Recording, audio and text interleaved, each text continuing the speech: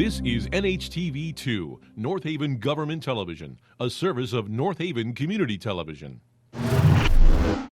The following program is brought to you through the support of the Town of North Haven. Good evening, everyone. Welcome, Planning and Zoning, on July 11th, 2022.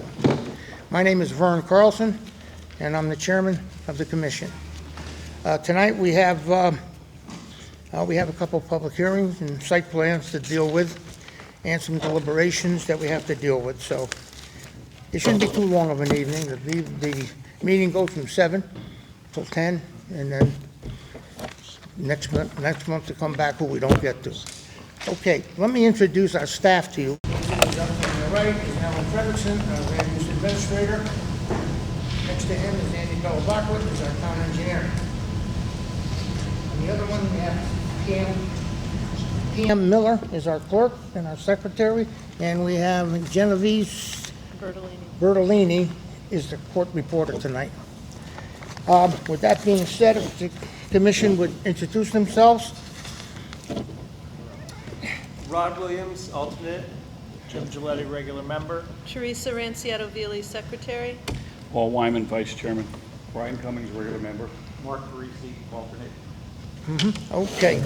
With that being said, just let me go to Alan to see if there's any changes to the agenda.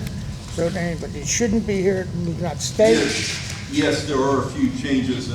Items number 2 and 8 involving 370 Bassett Road will not be heard this evening.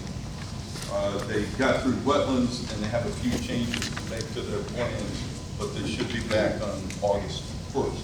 So those 2 items are off. We have an item under other that I think is going to come off is 79 State Street, but we'll see when we get to it. Yeah, we'll talk about that when we get to that, Teresa. You know, we'll speak to that, Alan, about we're going to handle that a little differently. What about Giles? Yes, we got to take off Giles Avenue. You're correct. Yep, that. Yeah, Yeah, I 48 missed Giles. that. Yeah, that's correct. That's coming off too. This afternoon I received an email. That's correct. Yeah, is there, and that takes care of all of them? I think it Bassett Road, Giles Avenue, okay, very good. Okay, with that being said, we're going to start off at the top of the list here, which is, I'll go right to our secretary, and she will read in public hearing. Public hearing number 1, number P22-10, re-subdivision application of 94 Warner Associates LLC, applicant and owner, for 17 lots relative to 87 Warner Road, map 40, lot 97. Plan entitled Proposed Re-Subdivision Land NF, 94 Warner Associates LLC, 87 Warner Road, North Haven, Connecticut, prepared by Bennett and Smilas Associates, Inc., dated February 21, 2022, scale 1 inch equals 80 feet, R40 zoning district. Okay, is there anyone here, please? Thanks, Mr. Chairman. My name is John Nuff. I'm an attorney with an office at 147 Broad Street in Milford, Connecticut. And I'm here tonight on behalf of the applicant, 94 Warner Associates. This is an application to re-subdivide the property at 87 Warner Road. The property is comprised of nearly 21 acres. We're in an R40 zone. The proposal is to create 17 lots. You may know that this property abuts the town of North Branford. We have been through all of your town staff comments. We got frankly a glowing approval from your Inland Weather Commission after being before them several evenings. We have approval from your fire department, your police department, wetlands, as I noted. Your town planner has his comments. We have no objections to any of his comments. And the town engineer, the most substantive one was a sightline study, which we'll be presenting to you when David Held, our professional engineer, gets up here. Everything else from the town engineer, we're happy to accommodate as a condition of approval. So with that quick introduction, I want to introduce Michael Bennett, our surveyor, who will walk you through the subdivision plan, and then David Held, our professional engineer, who will talk about the engineering aspects. Good, thank you.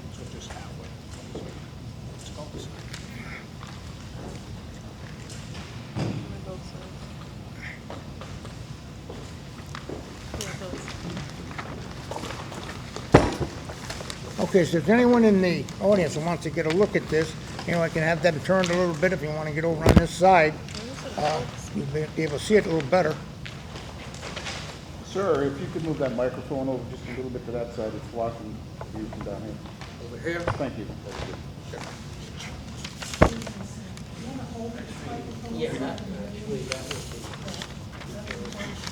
Like, we just took out the camera a little bit with that. I don't know. Smile. Stand on 1 foot. Get your best side. The mic doesn't amplify, it just lets her hear you. Same here. The mic does not amplify, it just lets her hear you. That doesn't amplify, just record. So you gotta keep your voice up so they hear you. I'll try that. Good enough. Thank you. I'm usually pretty loud. Okay, good. Good evening. My name is Mike Bennett. I'm a professional land surveyor in the state of Connecticut and a principal of Bennett and Smilas Associates, 415 Killingworth Road, Higginham, Connecticut. This subdivision is a 17-lot subdivision. It's on the east side of Warner Road. Here on the plan, you'll see Water Road. And previously in 2019, this property was subdivided with frontage lots on Warner Road and one large lot in the back. That was lot 8. And we are now back here doing a re-subdivision of lot 8. The first subdivision was an open space subdivision. We created open space here. These lots are conventional lots, and they meet the zoning requirements for conventional subdivision lots, and then lot area of 40,000 square feet. We have proposed 17 lots starting along a new road that we're building. We've called it June Drive for our presentation.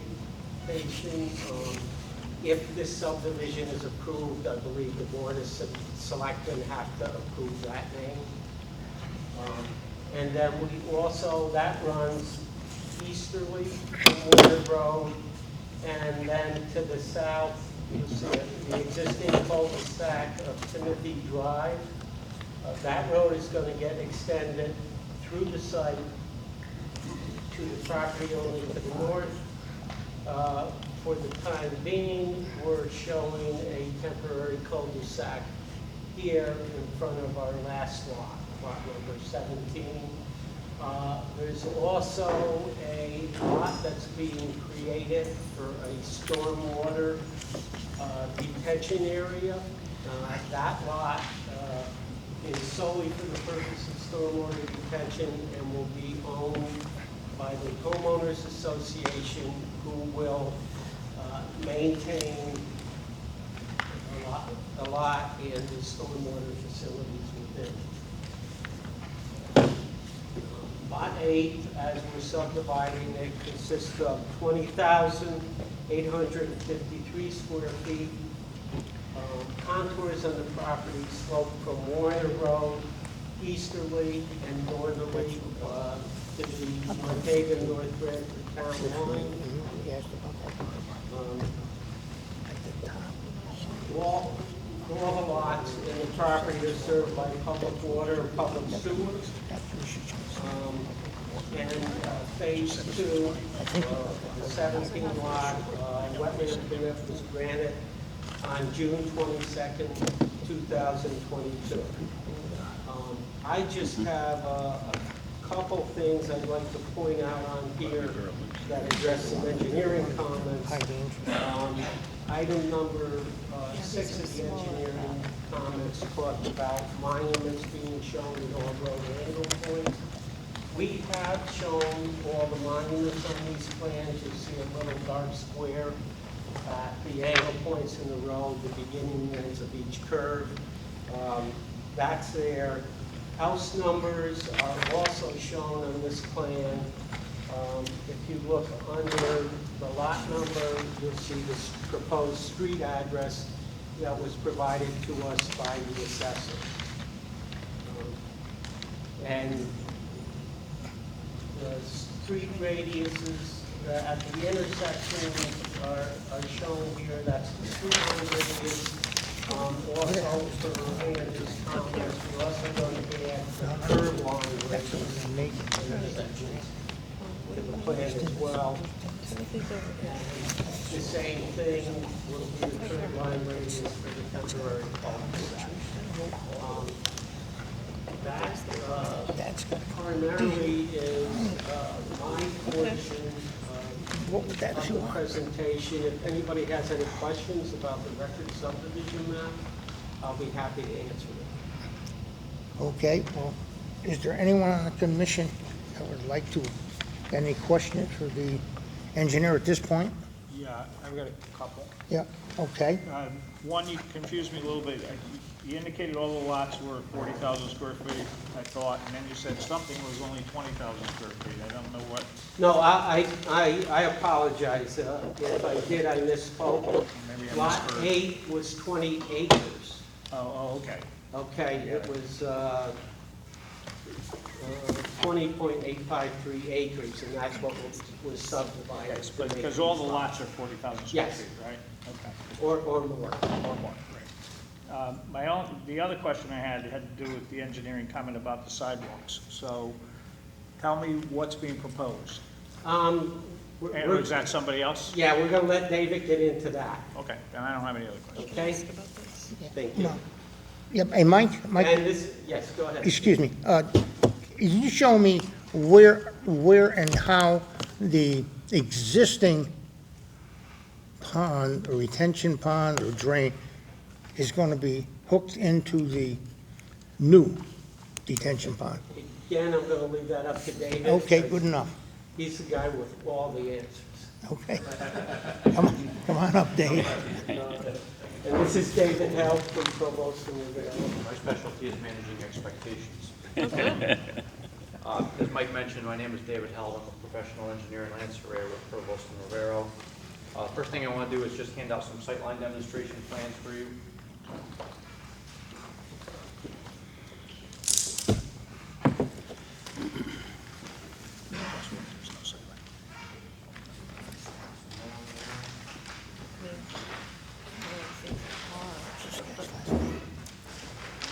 Didn't catch it.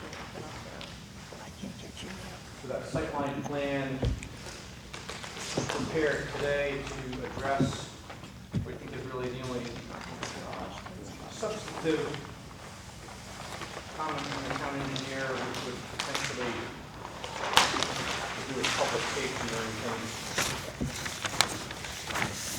Would be in terms of this application. So this is a plan that I've got, I just handed out, got it from the up here on the board, so. Some for everybody, I guess. What we're showing basically is at the proposed intersection of the subdivision road with Warner Road. We've got a minimum of 500 feet of sightline distance in each direction, north and the south. And for DOT standards, that would equate to a 45-mile-per-hour design speed. So we think that's pretty safe, pretty conservative. So that addresses that issue to engineer's satisfaction. Before you leave that, could you show me, I'm terrible at reading these things. On that, actually, where are we talking about if the sight lines are 500 feet? So at the intersection here of our proposed subdivision road with Yeah. Warner Road, 500 feet to the north, 500 feet Okay. to the south, and then we measured 15 feet back from the edge of pavement on Warner Road. 3.5 foot object height and 3.5 foot eye height.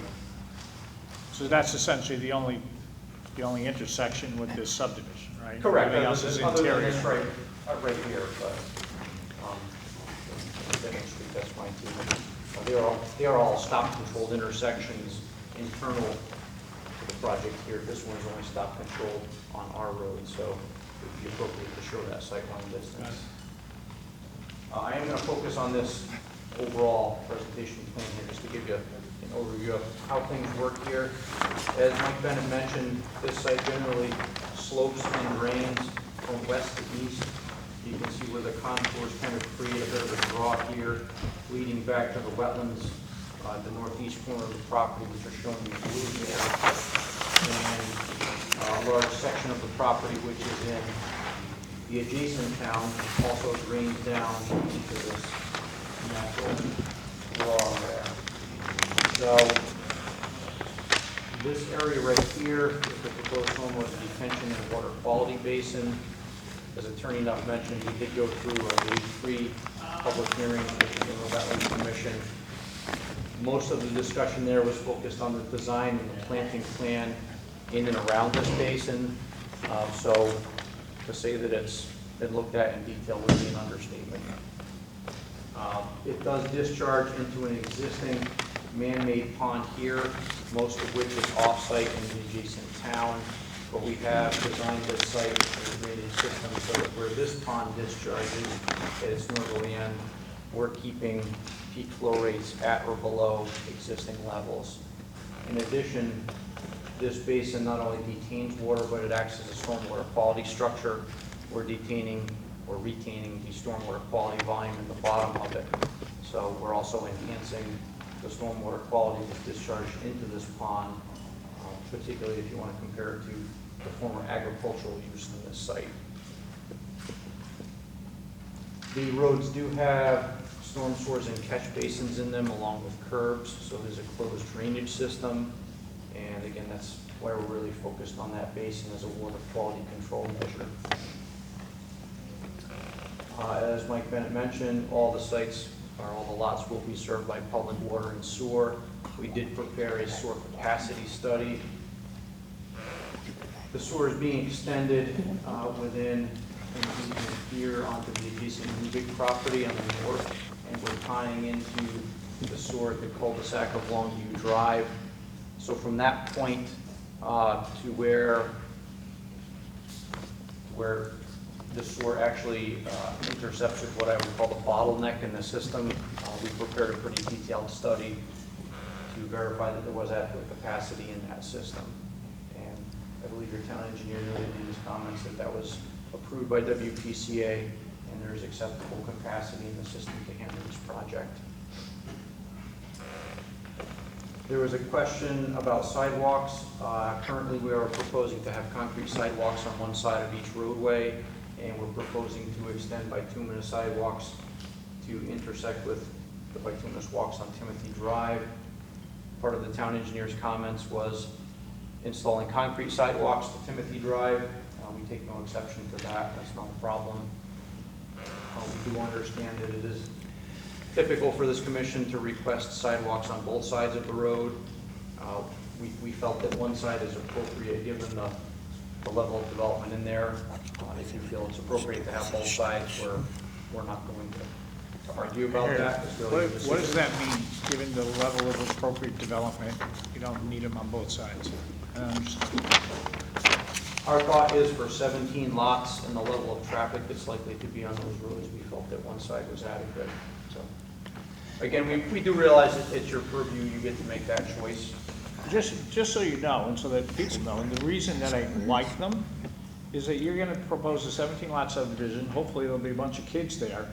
And for my 2 cents, I'd like to see little kids on their bicycles not having to cross the streets to get to the sidewalk. So they could go up, go to the cul-de-sac, go around, go all the way in, and go all the way back. That's my 2 cents. So, you know, I hear what you're saying. You prefer only one side, and we'll see what everybody else wants to do. Well, to that, what's the width of the road? So we do have a road cross section. Yeah, I just couldn't find it. It's 30 feet. It's 30? Okay. 30 Our feet? engineer took care of that. He's nodding, I believe him. The road's like curve, based on curve. Okay.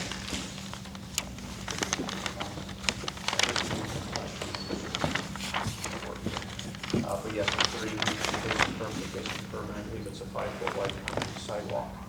David, this may or may not go along with sidewalks, but in Alan's comment, number 1, there's a talk of future connection to Longview Drive to allow a new and possible extension to the undeveloped land to the east and north Branford. We all live in town and we know cut-throughs in town, and sometimes people go speeding through cut-throughs. Where would this connect to? And would that show a need for sidewalks on both sides of the road, more than maybe not? It could potentially, we don't really know what's going to happen on the new big property to the north. It's kind of out of our control. What's there now? Just undeveloped? Nothing, yeah, undeveloped right now. The Borelli property really spans the two The municipalities. 2 towns, I know. It is substantial, yeah.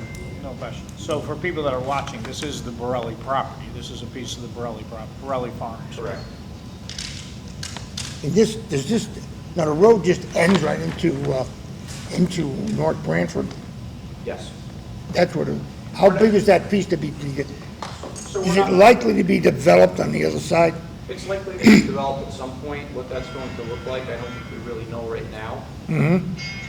But it's a large piece? I don't know the exact acreage, but yes, I'd say 70 acres maybe. Oh, yeah. 80 acres. Say again? 70 or 80. Oh, I see, that's, yeah, pretty hard to figure that one. Well, Yeah. man, what's on the road on the other side of the Borelli property? Just I didn't look them up, I never looked. Well, I don't know what it was, and there's some topographic change rear. Yeah, the land in North Branford is, Yeah. it'll be relatively challenging to develop. It's got some wetlands on it. It's got some shallow bedrock there. Some topographic challenges like John mentioned. David, I have a question on the open space A. There was some concerns about that being left maintainable. When they cut that back, they want to make sure that it's maintainable. And that I think there's going to be a group that takes care of that neighborhood There will be community a group. homeowners association. Homeowners association and an easement for the town to get in, a right-of-way, I mean. I'm not sure about what the specifics are with that open space. I mean, that was dedicated during phase 1. I don't know if Mike could add a little bit more to that. As far as access to it, we're actually proposing to enlarge that open space a little bit because we're adding this little triangular section here, so there would be direct access to it from the road system. Okay. I think we had stated that prior to bond release, the disposition of that piece in phase 1 would have to be determined. There has not been a bond release, and I don't know what the final disposition would be. Disposition being, What the ownership would ultimately be. So it has to be open space, but I don't know who would own it, and but who owns it right now? the This developer developer? does. So there's open space A, and then there's the triangle open space that Dave was speaking about. That is the triangle piece is what you're saying that you don't know who the owner would be on that? David could maybe help us out. There's a strip along the northerly edge. Right. Right there. It spans from his finger to Warner Road. So that's a sort of a long rectangular Right. strip. This right here is existing open space from the phase 1 subdivision, and just because the way our road geometry is, it creates this little triangle here. Right. And instead of adding that onto this lot here, we felt it was just more appropriate to add it onto the open space, provide a little bit better Who's access the to it. owner of that lot right now as we sit here today? The Uh, big piece, Yeah, that's owned by the applicant. the applicant. So if the applicant develops all 17 lots, is the applicant going to continue to own it or deed it over to the, what's going to happen to it? That's your last. So obviously, with regard to the open space, it can be conveyed to your land trust, it can be remain in the ownership of the homeowners association, it can be deeded to the town. I mean, frankly, it's whatever this commission would deem most appropriate in terms of ownership of that open space. That's why I'm asking. So do we need to decide that as part of this application, or how's that going to get managed? We need to determine that to wrap up the other application. We could do it right here now if the commission had a preference on what to do with it, if they really wanted it to go to the land trust, for instance, or if they really favored just going with the homeowners association, we could work towards that end. I'm sure the developer would be agreeable to you one. It says on note 8 that it's going to be combined with open space A, correct? Correct. But that's not, The smaller piece is, Yeah. but the detention basin is another Up top, yeah. issue. Yeah. Right, All right, I don't okay. think the Nobody landlord wants or that. anyone wants, other than the homeowner association, wants the detention pond. No question, nobody wants. Right, so that's on us, but the open space, we're happy to do whatever this commission deems most appropriate. Well, I'm only bringing it up because we can't, I've been involved with the land trust forever. I'm not on the board now, but I was for the last 15 years. So there's a whole process before the land trust. You can't just say, oh, we're going to give it to the land trust. The land trust's not going to just take it. You know, it's like they've got their own standards. Is it wet? What's the maintenance requirements of it? It may not be something, quite frankly, the land trust wants property that people can have access to. My guess is the people in this subdivision won't be very thrilled if it's an open space that the land trust is asking people to go on. So I'm not saying that we should make a decision. I'm just trying to find out the process. When is the developer going to decide in this process? Right now, they own it.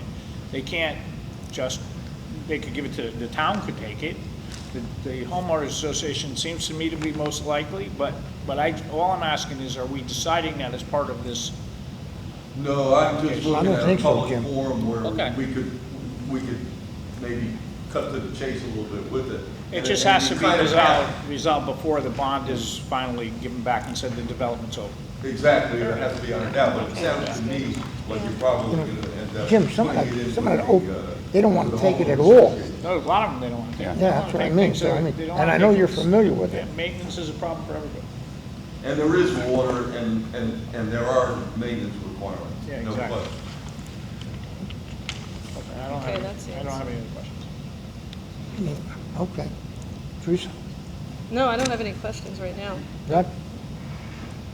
Just out of curiosity, the 6 original houses along Warner Road, would those people be part of the homeowners association, do you know, or is it only the internal? I mean, we hand and plan up because this detention pond is intended to service these 17 lots.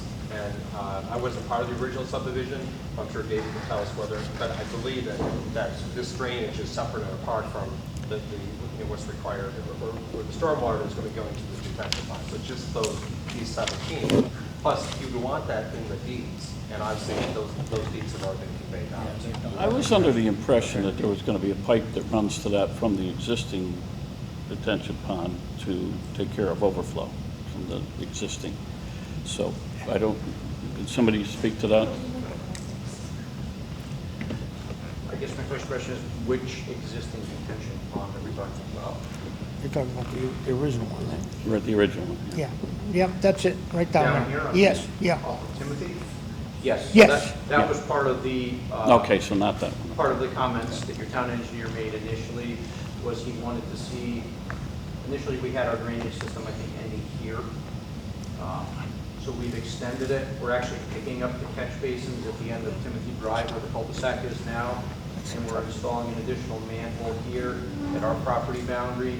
And we've created an easement for the town with a drainage pipe that will be run up here with a manhole and a stub of pipe out to the property line so that the town would have the option, if they ever want to do a physical connection of this to our drainage system, they would have a pipe already installed at the property boundary to do that. And we've accounted for that in our drainage system design, so there's capacity for it. Is that going all the way down? Go ahead, Teresa. Oh, hold on. They're saying they can't hear. We can't hear anything they're saying. Okay, Folks, I'm sorry. sorry about that. We got this blower going. Perhaps we can shut that off for a little bit. And if you could move ahead a little bit, it would certainly help. All right, I but know you want to hear, and I want you to hear. Okay, but they could also, maybe if you Yeah, maybe you turn, just so. turn and talk to them a Yeah. little bit. So which question did you want to hear? We were just talking about the pond. Right now, the existing Okay, You're right. Detention. pond on Timothy, the original Timothy right now. Okay, good enough. Is the piping going to be hooked up to the piping that's on Timothy now, or is it separate from? So we're going to be connecting into the drainage system at the cul-de-sac of Timothy Drive and taking that drainage down into our system. And we're also providing a pipe along our southerly property boundary up to the area where that detention pond is, and we're gonna install a pipe to the property line. But that's the limit of what we can do. We can't go onto the adjacent property to do a physical connection, but we've given the town the ability and the pipe to connect into in the event that they want to do that. Does that Wait, put sir, Timothy you Drive- can't ask any Yeah. questions right No. now. But what's your name and address, just so that we know? I'm sorry, No, what's your name and address, though? Mike Cavalier, Okay. You know, if you want to move up front here, you could hear better. 9 Timothy Timothy? Drive. Okay. He backs up to that. Yeah. Oh, yeah? You want me to weigh in here? I can certainly Yeah. help. So, Andy Bevelot, the town engineer. So the detention pond in Timothy Drive, when it was constructed, it was never constructed with an outfall. And that has become an issue. And the town is going in numerous times and pump that detention basin down to bring the water level down. The problem is when the water gets too high in that detention basin, it starts to spit out onto Timothy Drive itself and cause some real flooding issues, plus flooding into the neighboring properties because of that pond.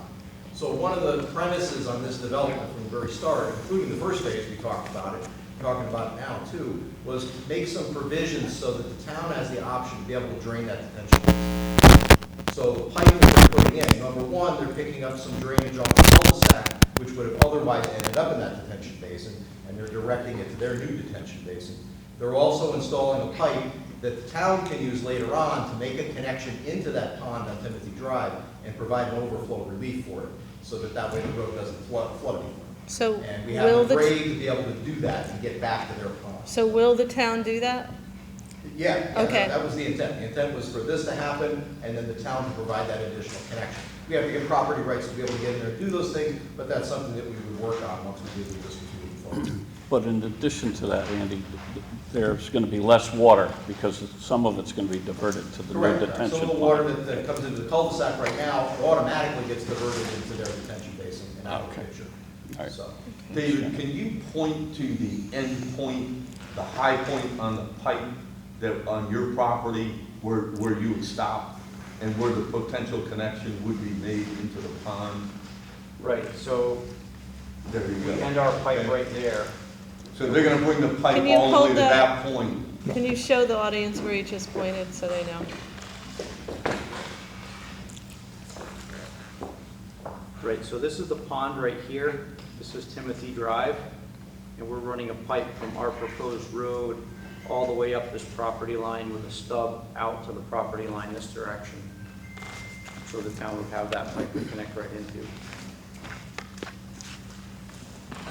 Thank you. And the water would find its way to the blue pond in the northeast corner. Correct. It would eventually drain down here into North Branford and downstream. Would that be surface all the way from this end to that detention pond down there? Or that be all No, this done is- on the surface, This is all pipe right here. right? Yep. Okay, so what is it when we get down onto the new road?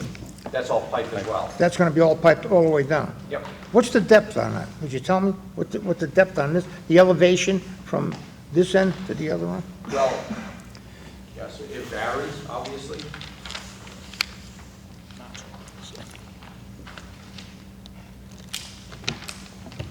What's that, 196? Goes to... Oh, shit, where is it? About 10, well, there's 186 here, 196 here. So there's at least 10 feet. So there's a pitch there anyway, so. Yeah. So where we're putting our manhole and stubbing that pipe to the southerly property line, that pipe is 11 and a half feet. Wow. Yeah, it's a fairly deep pipe run for a pretty good distance. Yeah. Just to make it work and get it to where we're discharging. Exactly, that's what I was thinking of in regards to what you were talking about. Andy, is that gonna get it down there? That's a long way. No, it is, but based on the initial submission that they made, the inverts work. Okay, So all I did is add that additional pipe. I'm in just concerned, I and know get it as deep as the, possible. yeah, well, we know that we got a major problem, we never see now. It's on my list. sure that a vast improvement there. Well, and to your credit, with the commission and the Inland Wetlands Commission over the years, we've worked with a combination of different town engineers and the help of the neighbors on Timothy Lane, on Timothy Drive, but to get this done. So this would be an enormous accomplishment to get this thing right. And there's I'm obviously sure. additional expenses that the developer is incurring to allow this to happen, so that should be on the record as well. Yep. Well- Just something for, I don't know, maybe for Andy or David, but on Andy's note on number 4, it says a note has been added stating that maintenance on the detention basis is the responsibility of the homeowners association. Who makes the decision when maintenance is necessary? I mean, it's There's a maintenance schedule that they provided. I saw that. That was something that I required That's that gonna they be have. important. So the homeowners association will be obligated to follow that maintenance schedule and complete the maintenance items that are required. The town will have an easement on the property so that if that doesn't get done, and we feel it's necessary, we can go in there and take care of it ourselves, and then back charge the homeowners association. We can do that. That's our standard process, I think, in terms of how we. Mark, have you got, excuse me, you all set, Andy? We good? Yeah. You got any input? I'm good. Okay, you're good? Okay, very good. Brian? Well, I'm good, You thanks. good at this one? Floor is yours, I guess. I have nothing additional unless there's further comments or questions. Yeah, but we didn't get there yet. I mean, he isn't, are you through with your presentation? We're good, yes, thank you. You're good, okay. Very good. Well, at this point, if you finish your presentation, I'm gonna go to the public and see who is in favor of this application. So anyone here that would like to speak in respect to in favor of this application? Anyone like to speak in favor? Anyone in opposition? Any comments? Any questions? Anybody else have comments Okay. or questions? Come ahead.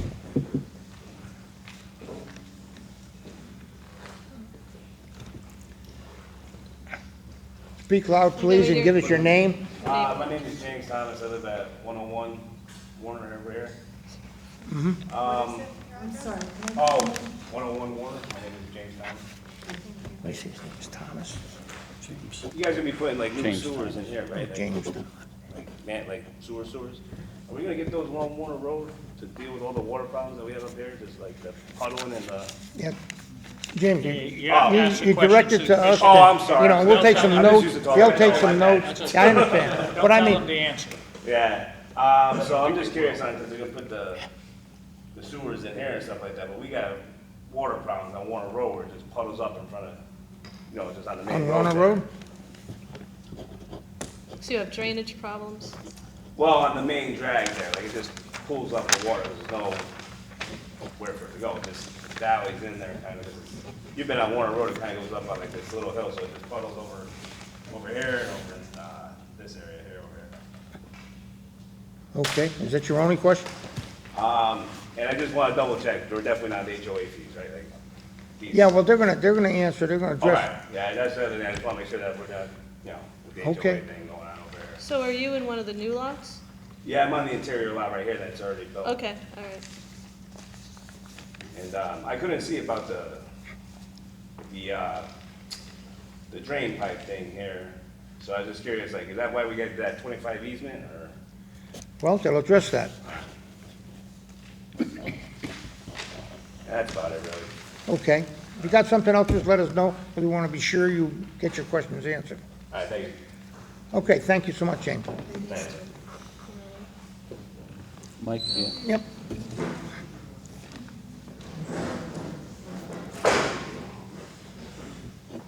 His name is Mike, this guy. Mike Cavalier.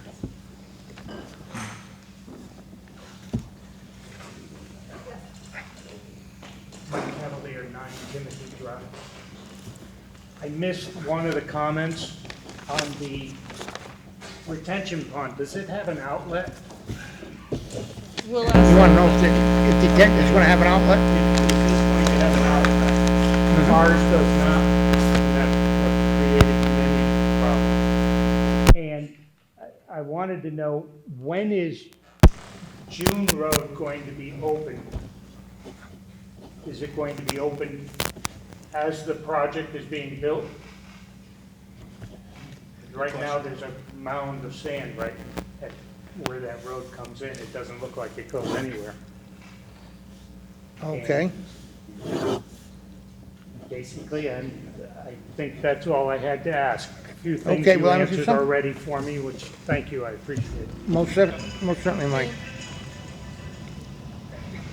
Anyone else would like to, any question? Mr. Borelli, you want to get up? Oh, okay, well, he has. She wanted Mike to, Mike's wife wanted to ask something. Oh, okay.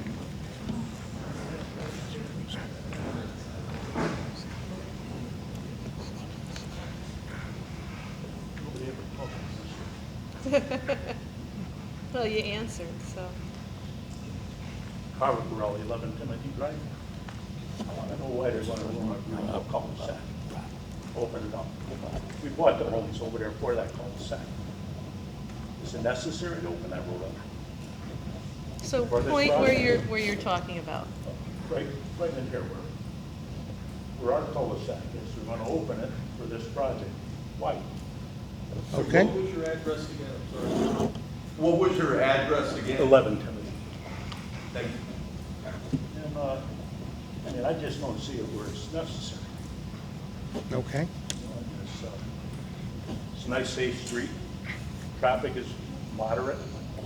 It's only going to open a can of worms up as far as I'm concerned. Okay. Now, with them going into this retention pond, we're not involved in that association, I hope not. No. Another question, sewers. If they open this up, are they going to bring sewers into Timothy Drive? I mean, you know, give and take, right? So you don't have sewers? I don't have. No. We're already hooked up to the water. That's my questions. Okay. Thank you, Ralph. Anyone else? Any questions from anyone else, sir? Okay, now's the time. Come ahead.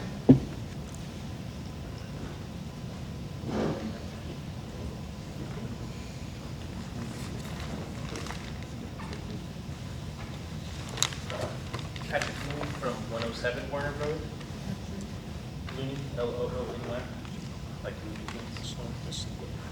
I just had a question and a suggestion too on the sidewalks, doing both sides. I was just going to mention where we are, we're sort of at the end of Warner Road where then it hits older development and there's no sidewalk. I think it does make sense to plan as you switch from sidewalk to no sidewalk. It probably makes some sense to think a little bit about how you're going to transition. Where we are right now, the sidewalk ends, it just drops off. There's no transition, and I don't know, the kids in the neighborhood like to use it as a jump for their bikes. So, As they go along, there's a 2 to 3 foot drop off. well, where does the sidewalks end? They just end and, Just ends. That's and it. so, And then I think is there there's any a- other houses there? I think it's gonna be the easement road coming in, like it was the old farm access road. So where's your lot on that, on there? Your, Warner's to the far left. I think we're right here. You're right on the corner of Warner and That's Timothy? 107, and I think 101's behind us. Okay. No, Yes. it's not. No? No? You're correct, it's not correct. Which one? Is this No, you 107? know- No. Yeah, yeah, okay. Yeah, No, it's not yeah. on the corner of Timothy. Yeah, no. no, There's a couple it's lots. near the pond. Couple So lots, okay. I'm not understanding your point. So there's a sidewalk that comes down in front of Sidewalk your comes house down, and I then think, dies. to develop, and then it just dies. Understand. Stops. Okay. Dead. So what's your position? What are you saying we should think I about? think you just have the transitioning. Meaning of, Transition to like, what? If you're gonna require the sidewalk and Yeah. he's gonna develop into an area that doesn't have sidewalks, you need to think a little bit about Yeah. how do you blend it into the neighborhood. The difficulty, just so you know, the difficulty is we can only deal with this applicant with their property. Oh, I know. I'm just saying that the blending. Okay. Yeah, More we, than- Well, we they'll- try sometimes, we Yeah, do. if you do both sides and and then it just hits into where there's Ends no on one sidewalk, side. Right. it looks sort of silly. Right. Yeah. Okay. And then the only other thing was just, I was wondering, are the sidewalks on Warner Road gonna, work their way continuously down? Right now, there's like ours ends, and then throughout the development, there's spots where there is no sidewalk. Yeah. I think there's a telephone pole in the way. Yeah, well, I've been working on that since I've been on this commission, because we used to not do a whole lot of the sidewalks. And Yeah. we're much more proactive about it now. Yeah. And, we can only do what we can do, which means deal with the pieces that we have. Yes. But we've talked about having a sidewalk plan throughout town, but it's Yeah. very difficult to accomplish. But Yeah. you're right, we gotta think about it, Yep. how it matches up. That's it. Thank you. Thank you. Thank you very much. Anyone else? Okay, folks, then you can respond to these questions, and if you think of something, address it to the commission, and we'll try to get everybody's questions answered tonight. So make sure they can hear you. If you don't hear Please. them, speak up, because they're answering your questions. And if I This is the forget answers one, to all your questions there. feel free to remind me. Yeah. So as far as our stormwater pond, yes, it does have an outlet. We're retaining, I don't know the exact amount, probably the first 9 inches would stay in it, and that's a water quality feature, so that water has time to be treated by the vegetation and time to filter out. But for the most part, yes, this will have a discharge, and there will not be substantial standing water in there for very long after a storm ends. Sewers on Timothy Drive, we are extending our sewer line, I believe, right up to our property line or close to it. There's always the opportunity, if the town feels it's necessary to put sewers in Timothy, they can connect into that terminal manhole. We don't have the ability or the reason to actually put sewers in Timothy Drive. As far as drainage issues along Warner Road in this area, I believe the first phase of this subdivision included a 25-foot easement along the southerly property line here. Again, this is part of the town's efforts in taking advantage of a project that comes in front of them to try and fix a known problem out there. So that gives the town the ability to install drainage facilities if they need to. Yeah.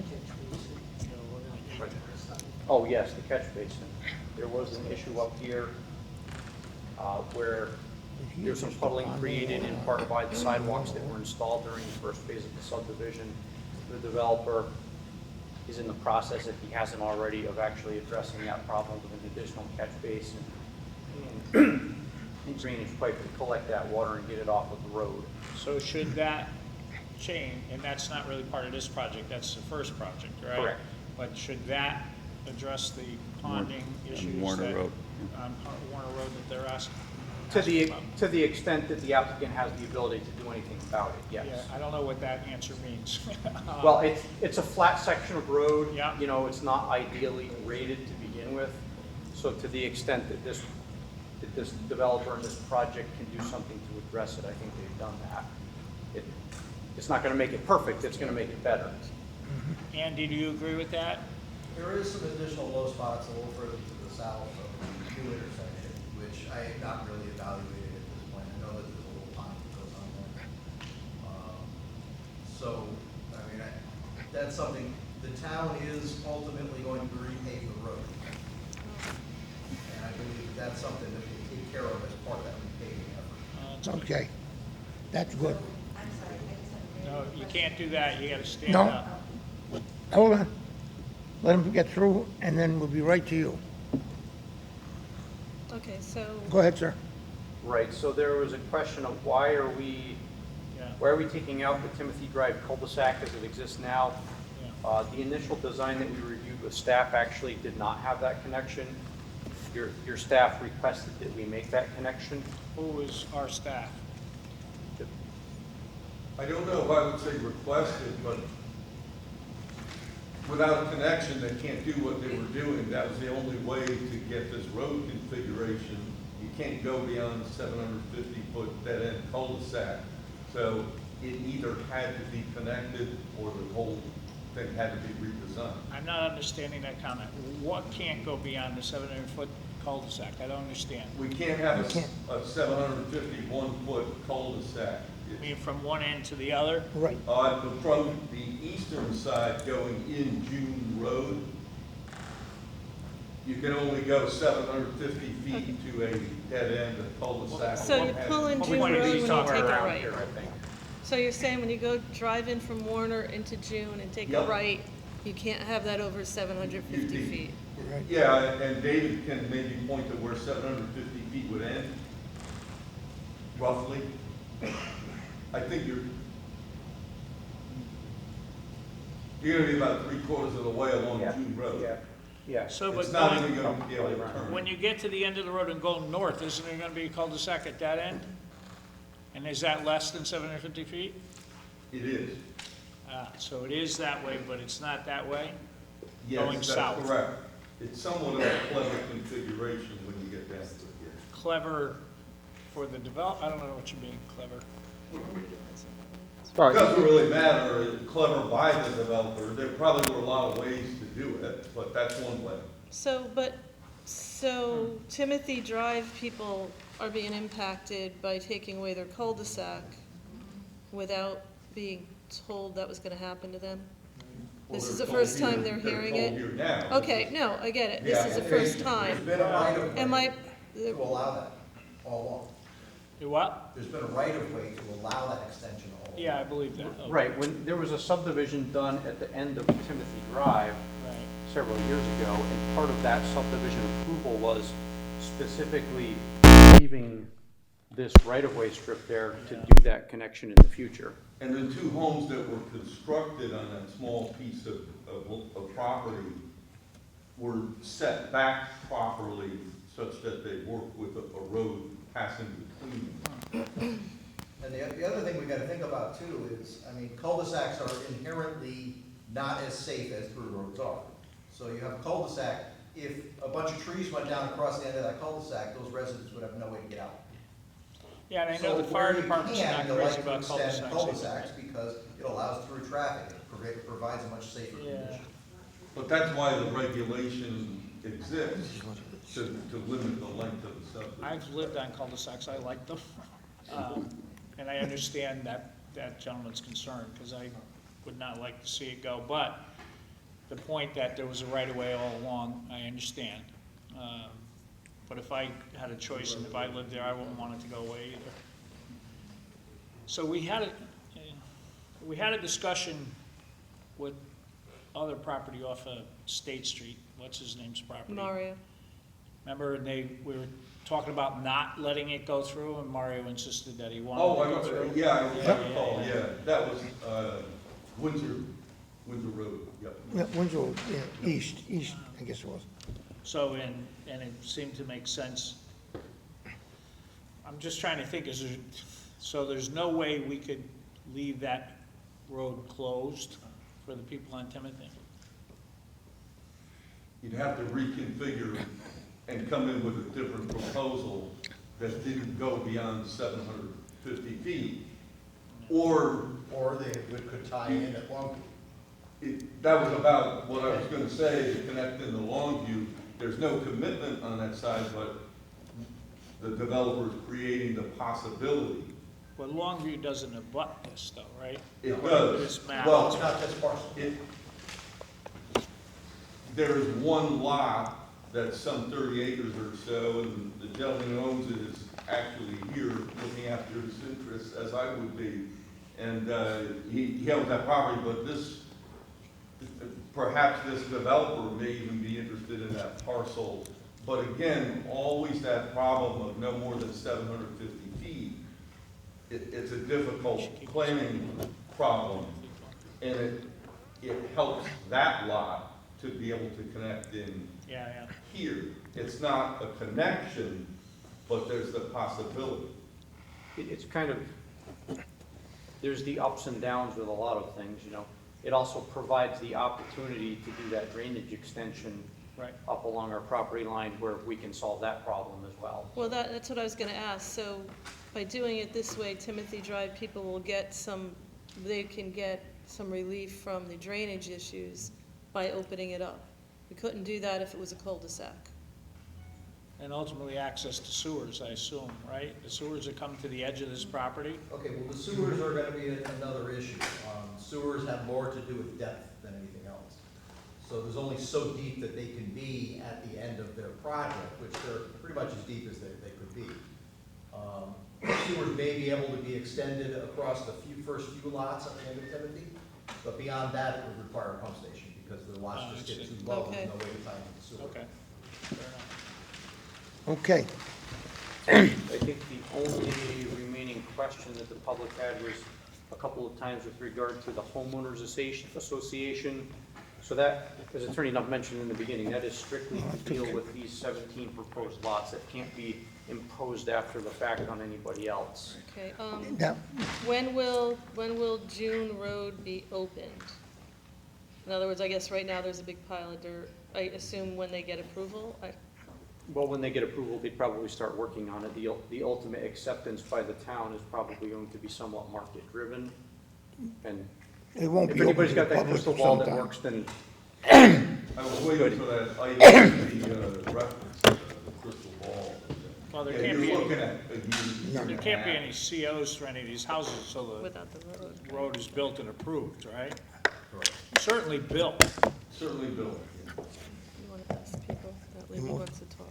Yep, they won't get to it. But then, Jim, that question we just saying, I think, didn't we say that you had to get the first layer of, We did that you once, remember, yeah. you recall that? Yeah. The- I don't the remember road how was that like the worked out. first thing. I don't remember how it was. And I think it was down the street from this, on the one just before this. Now, we'll talk about that anyway when we Yeah. get there. God, you got something? No. You say no?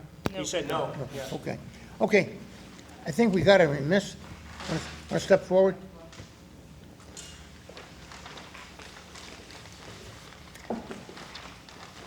Elizabeth Meyer, 99 Warner Road. Elizabeth Meyer, 99 Warner Road. So I just have a couple of questions.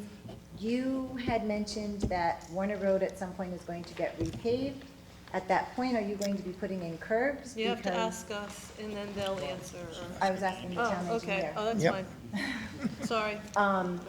You said that it was gonna get repaved. Are curbs gonna be put in? Because right now it's a mess in front of all of our houses, in front of all of the houses, because there are no curbs on Warner Road. And in front of 95 Warner Road, there is a huge puddling problem that the owner has had mosquito control come out, and they have already told him, with this puddle, not that we have one now, there's no rain, but with the puddle that forms and stays, you're really wasting your money. So I understand, because I was at the wetlands meeting, and it was told to us that where the first house is, which is down here, you were going to be putting in a storm drain that isn't there right now. My question is there gonna be a storm drain right here? Because that's where a huge puddle forms and sits. That I don't honestly know, I've not assessed that yet, as I said before. Okay, So well, that's that is something a, I'm gonna have to look at a little bit closer and see. The main reason why that catch basin is being put is because the first one that we talked about, is because that's clearly a low spot, there's no way the water's gonna get out of there. right, It's and gonna go down there, it's, it's gonna pond, and that's all that's gonna happen. right, If it's you been back like that up for and- years. Right, if you head towards the south, the area that you're talking about now, that's just in an area where the road is kind of undulated. Well, there are no storm drains there. I'm Would aware. there not be a reason to put storm drains there? Possibly, we could possibly grade it to make it go away. I don't know, I've got to look at that. Okay, so at some point when the road is repaved, is there a possibility of curbing being put There in? is a possibility, yes. Okay, my other question is, down the road, you are all talking about Timothy Drive and allowing people to possibly tie into the sewers. However, I'm not 100% sure, and I'm not an engineer, but I'm not 100% sure that the sewer line that is there now would actually accommodate even more people tying in for these 17, these 7, and more people on Timothy Drive with the size of the sewer pipe that is there now, which is, I believe, 8 inches. Sure. So just a statement, not just a statement for you to maybe think about that you think people can tie in and maybe they can't, and maybe it would be an issue down the road. I think the tie-in that we're talking about is probably 2 or 3 lots, and that's all that would be able to tie in by gravity. Okay, so you're talking 2 or 3 lots 2 or 3 there. lots would not be a problem from a capacity standpoint. Okay. Right, well, to her point, Andy, so is the original subdivision that we approved, did that cause some of these water problems that she's talking about, or were these existing? They were existing problems. The development put the sidewalk in. The sidewalk raised the grade a bit in that area, so it probably made the situation maybe a little bit worse. Okay, and we're always told it won't make it worse, so that's a little upsetting right now. So, all right. I'm good. All set.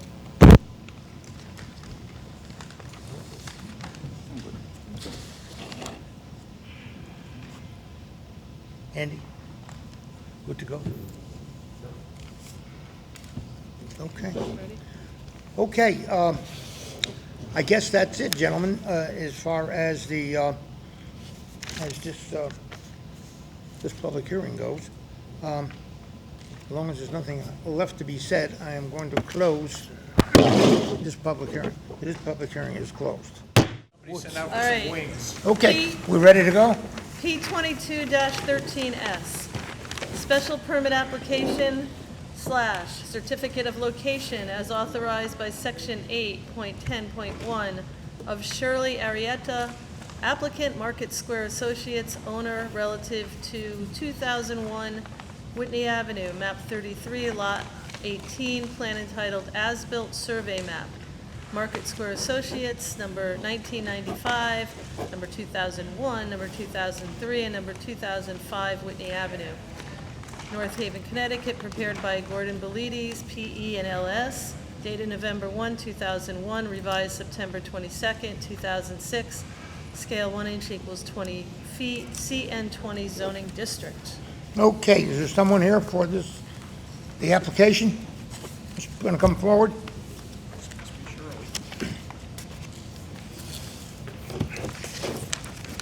Mm-hmm. Good evening, everyone. My name is Shirley Arietta, and I'm here because I'm opening up a restaurant at 19. Can you speak a little louder, miss? Yep, I'm opening up a restaurant at 1995 Whitney Avenue called Bistro Latino Wine and Bar. I'm sorry, what was the name? Bistro Latino Wine and Bar. One question, was this the old Kala? Yes. Okay.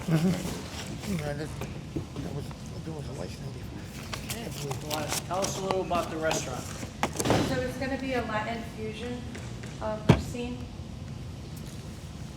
Okay, I don't know what that means. Well, yeah, tell us, educate us. Assume we're as ignorant as we We might want to be. know about the menu. I wish I had a menu here today. Well, it will be a Latin fusion. It's like a Latin, Like south of... Spanish food, and you know, like instead of Italian, it's going to be Spanish food. And Have you had restaurants before? Is this your first venture? this is actually my first venture. for you. Yeah, thank you. Now, will it be a bar? Oh, yeah, location. This is Location, for a liquor right, bar. yeah, sorry. Yes, no problem. That's my question. So let me ask you, are One you, of those situations Where- where they're not buying the corporation that owned the other one. Okay, the So that license, can be- okay. so let me ask you, are you a local person? Are you from the town, or are you from local here, or you're coming from? I'm coming from Ansonia. I live in Ansonia. Mm-hmm. So you searched it out, and this is the right spot Yes. for this restaurant? You gonna keep outside dining too? Are you gonna keep it sort of the way they had it? Yeah, Okay. yes, we have a patio Yep. in the front, and we're gonna have it pretty much the same thing. Everything is gonna be pretty much the same. And when are you looking to open? I mean, I'm very excited. We're looking to see, hopefully before the summer ends. So, I'm looking forward towards, maybe the end of August. So, How, What will be your hours of operation? We will open like from 11 o'clock in the morning to like, the kitchen will be 10 o'clock at night. And then, you know what you're gonna have for staff? I'm sorry? Your staff, how big a staff do you have? I'm looking at between 8 people right now, in the kitchen, in the Sure. meeting room, at the bar. Wait, well, I'm not familiar with that. How, Oh, we've been there a lot. huh? I've been there, yeah. Yeah, but I mean, how big, I've been there, but I don't know how big it is now. How many tables are in there now? There's quite a few in the dining room. I want to say close to maybe 15 or 20. Wow, yeah, that's right? big. And then there's more in the bar area, the And high then top. there's more chairs in the Is bar the whole area. first level? Yeah. It's a good size, right? Yes. It's not the whole first level, there's a Nice a spot. beauty parlor or something. Yeah, on the other side. Yeah. Yeah. Yep, Now, I'm Teresa- familiar with it now. Now I got a picture Teresa of it. asked about the, the outside dining. You have there's one in the front, there's a patio in the front. You're gonna That's the use one that I that? was talking about. Okay, Yeah, all right, the one that because I the was other back was Yeah, temporary. it was Back temporary, to, yeah. Last year, especially, I think during COVID, yes, They they used did the back mention that area, they yeah. used the back, and I think if we need to, at least probably for the grand opening, we're expecting to have a lot of people, so. The outdoor eating area in the front along Whitney Avenue was approved via site Yeah. plan for all time, not just a COVID. yeah. No, you have parking in the back, and there's 2 lots there. There's no designated area for your restaurant. It's just anyone, first come, first served to the Yes, parking, right? yes. Okay, All right, good. I'm good. good? You okay? Right, okay. You're good, Paul? I'm good. Rob? I'm good. Okay, very good. We'll go to the, Thank you. Thank you so much, yep. Thank you. Is anyone here would like to speak in favor of this application? Anyone in favor? Anyone opposed? Anybody has any questions? It looks like we'll close your hearing. Thank you so much. Okay, go right. All right, number 4, number P22-14S. Special permit application, certificate of location as authorized by section 8.10.1 of KJ Ventures LLC, applicant TJFA LLC owner, relative to 323 Washington Avenue, map 85, lots 5 and 6. Plan entitled Improvement Location Survey As-Built, Land of TFJA LLC, located at 323 Washington Avenue, North Haven, Connecticut, prepared by Winterbourne Land Services, dated June 30th, 2006, scale 1 inch equals 30 feet, IL 30 zoning district. Okay. Come forward. How's it going? Is that this is zero down? My name is Jayesh Mehta. I'm looking to, sure, J-A-Y-E-S-H, Mehta, M-A-H-E-R. And I'm looking to take over the existing package store. I'll be the manager and owner of that location. It's at 323 Washington Avenue. That's the former Vines? Yeah, it's right. still gonna be Vine's wine and liquor for the time being. If I change it, I'll be requesting from the town approval. Okay. Yeah, This just came in like a year ago to change hands. Right, yeah. So this is, you're actually changing hands of ownership here. You're not Yeah. changing use, you're just changing hands from his hands to your hands and, Pretty much, yeah. I'll be taking over and just managing it in a better way for Washington Avenue. okay. Good. Rod? All right, no questions, thanks. No, all set. Good. Thank you. Okay, thank you, sir. Okay, is there anyone here that'd like to speak in favor of this? Anyone in favor? Anyone in opposition? Any questions? We close your, yes. You want me to read site Yep. plans? Yeah? Yep, Okay. we're gonna read them. But thank you very much, folks. Your the public hearing is closed now, so. Okay, Teresa, All right. want to move on to We're on number, to site plans. P 22-05, continuation of the site plan application of John Zerlis, agent for Kirstein LLC, applicant Kirstein LLC, owner, relative to 85 Sack Point Road, map 37, lot 126. Plan entitled Warehouse 2 Development, 85 Sack Point Road, North Haven, Connecticut, prepared by TPA Design Group, dated 3/18/22, revised 4/7/22. Scale 1 inch equals 20 feet, IL 80 and IG 80 zoning districts.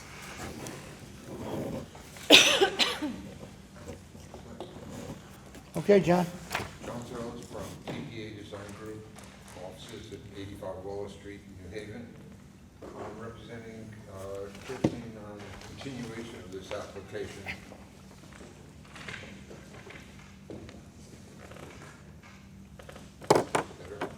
Well, a little more would be all right, 'cause this is in public hearing.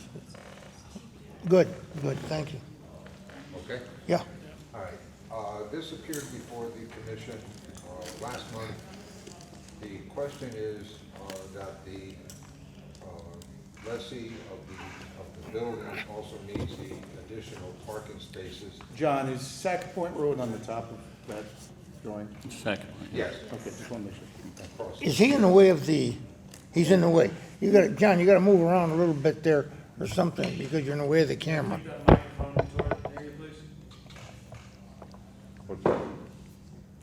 Stick it over there. Keep the microphone there. Yeah. He needs it there. You need that. Toward the camera, if you will, but. Okay. Okay. There you go. You need that one too. They're two different, Oh, okay. they're going two different places. Oh, I'm sorry. You need them I'm both. sorry. I didn't realize there was a mic on there. One's for TV and the other one's for the corner. Okay, all right. All square now? I don't know, so we're trying to get you on film. Now Okay. now you have to dance. At the, No, John, could you move that somewhere? Where do you need it? That's fine, yeah, well, aim That's good. it towards you, but it's fine. Aim it towards you. Aim it toward you. Spin it the other way. The other way. The other way. Counterclockwise. That's it, a little more. There you go. okay? I think so. You got the tricks. All right, John, go Just ahead. let me know, we can play with it some more. The application was to allow us to put in an additional 6 parking spaces for the lessee who was a landscaper. And the object was to allow his trucks to park within that area. However, we found out later that truck parking is, what's the word I'm looking for? It's classified as outdoor storage when they're there overnight. That's correct. And so at the last meeting, the commission asked that we take a look at what we could do to mitigate that. And so what we've done to assist in the striping of these 6 spaces is that we staggered them to allow a longer distance, which is deeper parking spaces, which is a comment that came up from the last meeting. And in addition, aside from the landscaping that is directly along Sackett Point Road, we've proposed for a second row of arborvitaes through here to act as additional screening to what is on the road. I would like to point out that these are parking spaces only. There's no outdoor storage of any materials, any wood chipping, anything like that. There'll be no piles of that. There's a contract that the landscaper has with the Anastasio Trucking, and all of the wood chips and wood remnants are trucked over and deposited on the Anastasio property, so there's nothing that would be stored on here. Trucks are out during the day, just about every truck. for every truck, depends on, what they have for business. And essentially, that's it. John, is this, you say landscaper. It looks to me like they're tree cutters. Yes. Do they cut trees? Or they do both? Landscaping trees, yes. Oh, so they landscape and trees, do, yes. I see. Yes. Okay, so I didn't understand that. I will. I didn't understand any of this. This whole thing is new to me. Because when you came in for an approval on this, which was way back when, this was an approval with 0 outside storage. That's correct. And it was a truck in and car out, car in, truck out, 0 outside. That's correct. And in the meantime, between the time of the first approval and now, or before last month, the owner of the property was able to get a tenant. Was able what? A tenant. Uh-huh. So his tenant is the tree company. Okay. I know, but the tenant was here last time, and he said he needed more than what you're pointing out there. He's got vehicles, if I'm not mistaken, and when I've been over there, there are things all over this lot. Oh, Not just in this, where you're having these things, there's vehicles, including wood chippers and things attached to the back of trucks, all over the lot. Which is, well, with the attachments to the trucks, the wood chippers, things like that, excuse me, is one of the reasons that we made longer depth of the parking spaces. So are you saying the tenant knows he has to put them just in that place? Because that's not where he's been putting them. If he wants to stay in this building and to use this for parking, he has to. So That's the town regulation. I just want to be, yeah, I understand, but he did not, if he came here last time, he did not understand he had that requirement, that he couldn't keep stuff outside wherever he wanted it. He said that. That's what I remember him saying. Okay. And so, because we all went by there and we see items, not just in where you got those lined spaces, all over the place, which wasn't supposed to happen. There's not supposed to, as Vern said, it was supposed to be initially no outside storage. Vehicles hooked up to chippers outside is outside storage. So if you're saying that he is going to stay in those, I don't really have a big problem personally. We've got a whole board, but I don't personally have a problem with those lanes if stuff is just going to stay in those lanes. I don't see how it's going to be enforceable. And it seemed pretty clear to me that the tenant wanted more than that. I don't think it'll fit, Jim.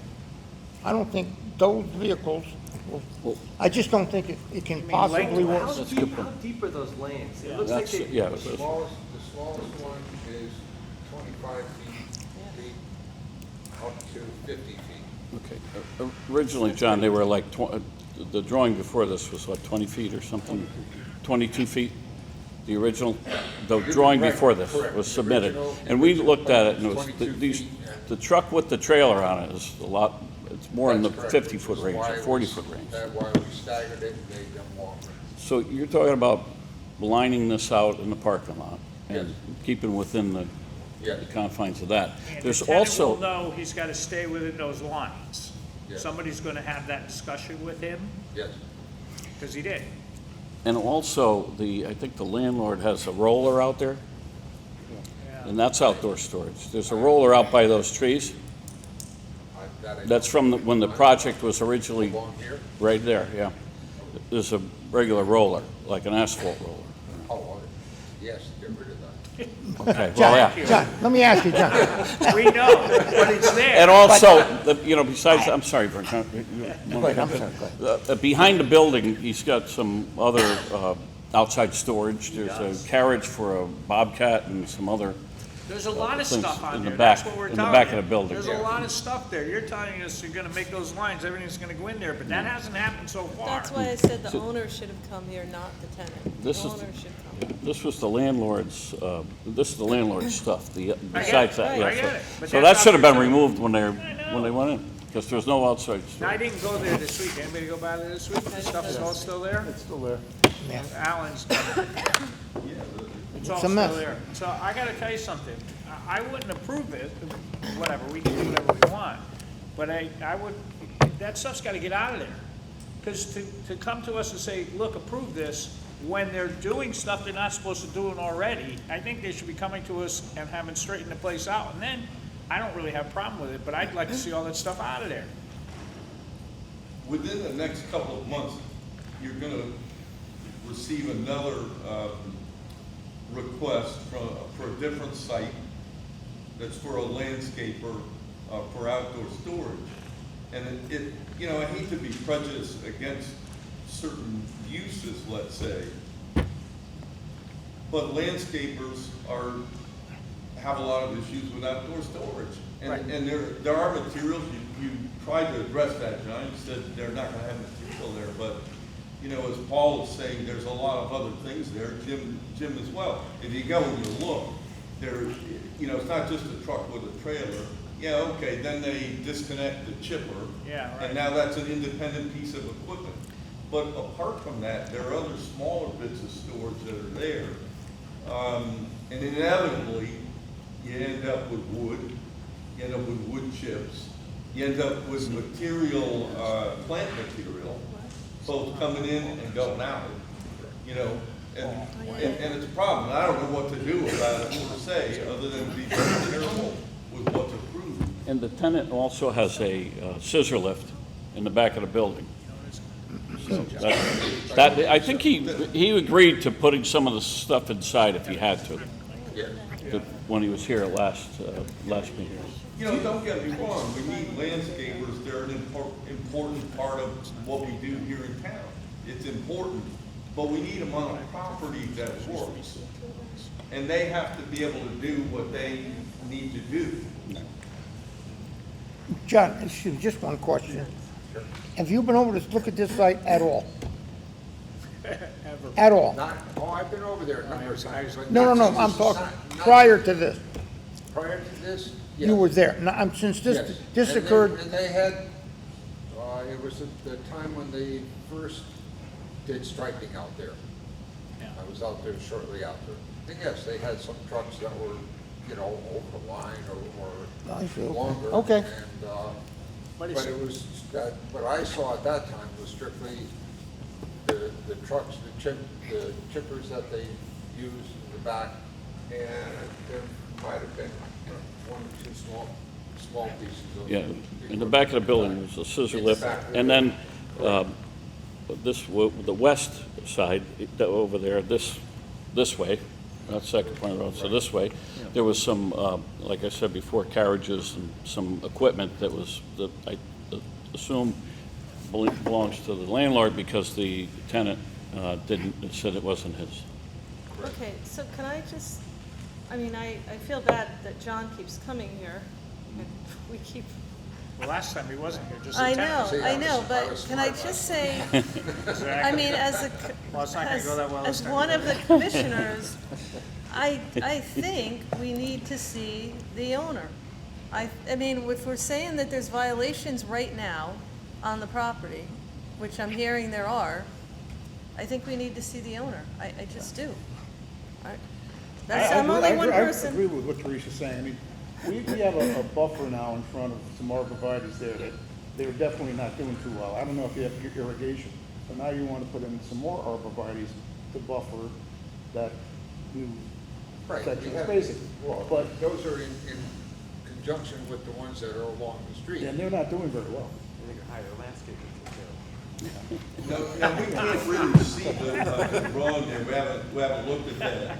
I see 4 circles. Yeah. What is that? Arborvitae. Representational. Okay, would those be in an island, a lens? Would those be in a curved island? No. Then they would Just somehow on the interrupt other the asphalt? side of the pavement, which is now lawn area. okay, but just, Yeah. I want to see the owner. you got it. Okay, I just trying to understand, okay. Sure. Is there irrigation there? Because what's there now is not doing well. I'm sorry? Is there irrigation there? Because what's there now is not doing well. And you can put them up and if they die, they're not doing That I that across the can't street any answer. good. It was, the original site plan called for irrigation. And there are other pipes, if there is irrigation in here, I cannot answer it, but it was a requirement in the approved, in the approval. No, again, there's no bond release yet. Right, so, But is there irrigation on the plan?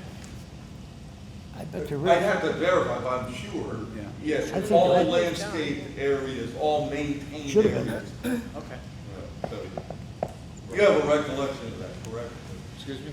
You have a recollection that irrigation was required in Oh, those definitely. maintained? Yeah. Oh, definitely. Oh, yes. Then another reason we need to see it, because it's like, listen, so the irrigation's not working and there's stuff all over the lot. So I think somebody's gotta, we can't just go ahead and say, oh, well, let's never mind and just approve this. We well, just not can't. not with violations, I won't. So, I mean, I don't think we can, let me just say that. I don't think, I Nice think one. you're correct. John, I think this, you just gotta, we gotta continue this, Get that stuff table out of it, there. or just deny it, whatever you wanna do. I've been denied before. I know you have. I know you have. Most guys have. Let's check though. I'm trying to make it easy. Do we have a time frame problem? I'm just representing the project. 3 applications here, okay? 48 Giles, 85 Sagamore Point Road, and the next one, 92 State Street, have their backs against the walls on August 1st. We can get them to one more meeting, Okay, and that's it. They would need to grant an extension, as 48 Giles did, to the commission to act. For this So, one? This one as well, Yep. yes. To 48 get- Giles did, and these guys would have to grant the commission extension act, but we still can't get it past the August meeting. Oh, even if we Yeah, do? Okay. That's correct. so we have to get it at the August meeting, And so. it's the I- same situation coming up with 92 State. Okay, So you can either give us an extension or we can act on it. And if, I gave one extension. I understand you did. You gotta give another one Okay.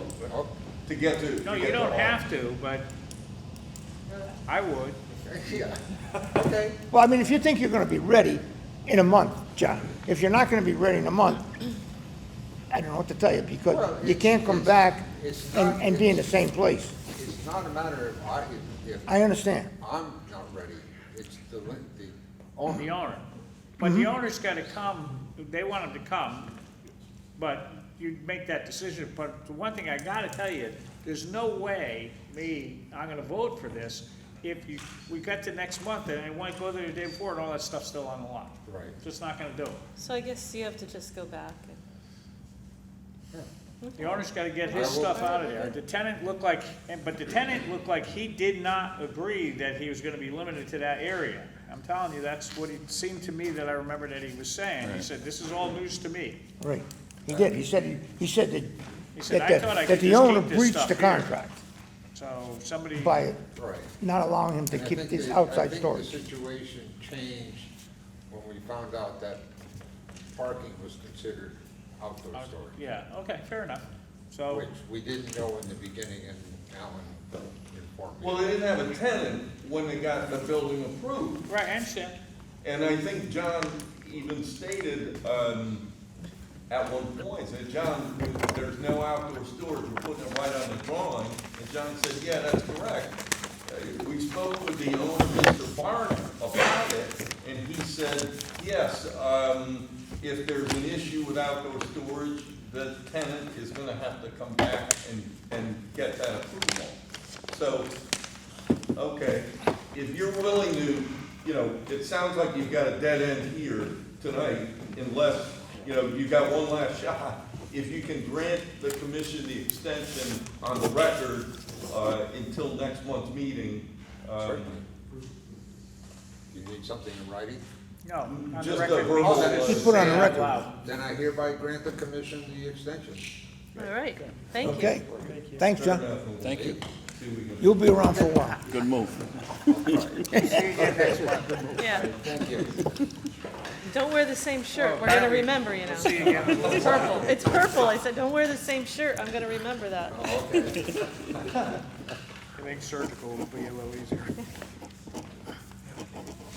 wanna keep rolling? Yeah, let's see where we're at here. We're at State Street. Yeah, we're on, yeah, Andy's on, what do we got here? Okay. Yeah, I guess we gotta go to Andy's now. Yeah. Yeah, go ahead. Read- Okay. Read it. P 22-06, site plan application of Andy Chiaccio, applicant 92 State Street LLC owner relative to 92, 90, and 84 State Street, map 58, lots 108, 109, and 110. Plan entitled Site Plan Commercial Park, 92 State Street, North Haven, Connecticut. Property of 92 State Street LLC, prepared by Christopher G. Bell, P.E., dated March 31, 2022, scale 1 inch equals 20 feet, CB 40 and R20 zoning district. You're giving us new stuff? Yeah. All right.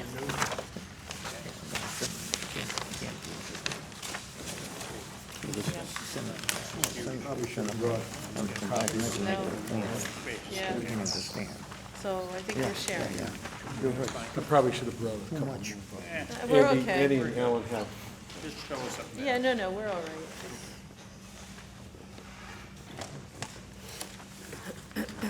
Good evening.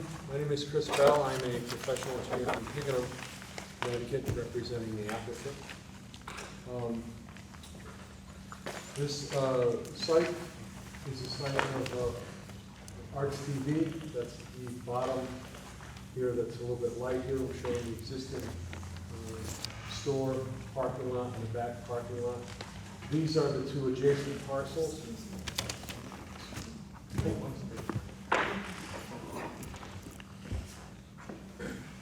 These are the two adjacent parcels. This is 92, this is 90, this is 88. The whole site together is approximately 3.5 acres. The plan here is to construct a 8,000 square foot warehouse, 80 by 100, and two 50 by 140 foot buildings with a mezzanine on the second floor. So that would be 7,000 square feet. And the associated parking with the warehouse, front here, 8 spaces.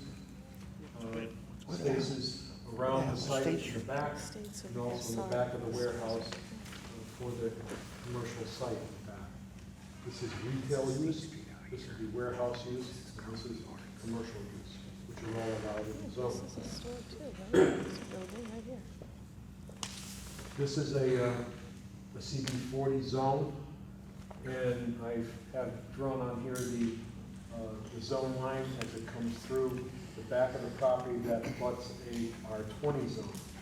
The zone comes to here, and then it actually jumps on the property line and goes this way.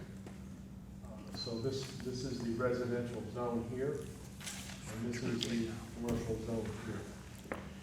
And that goes all the way to State Street. And looks like it's here. Yeah, that's that.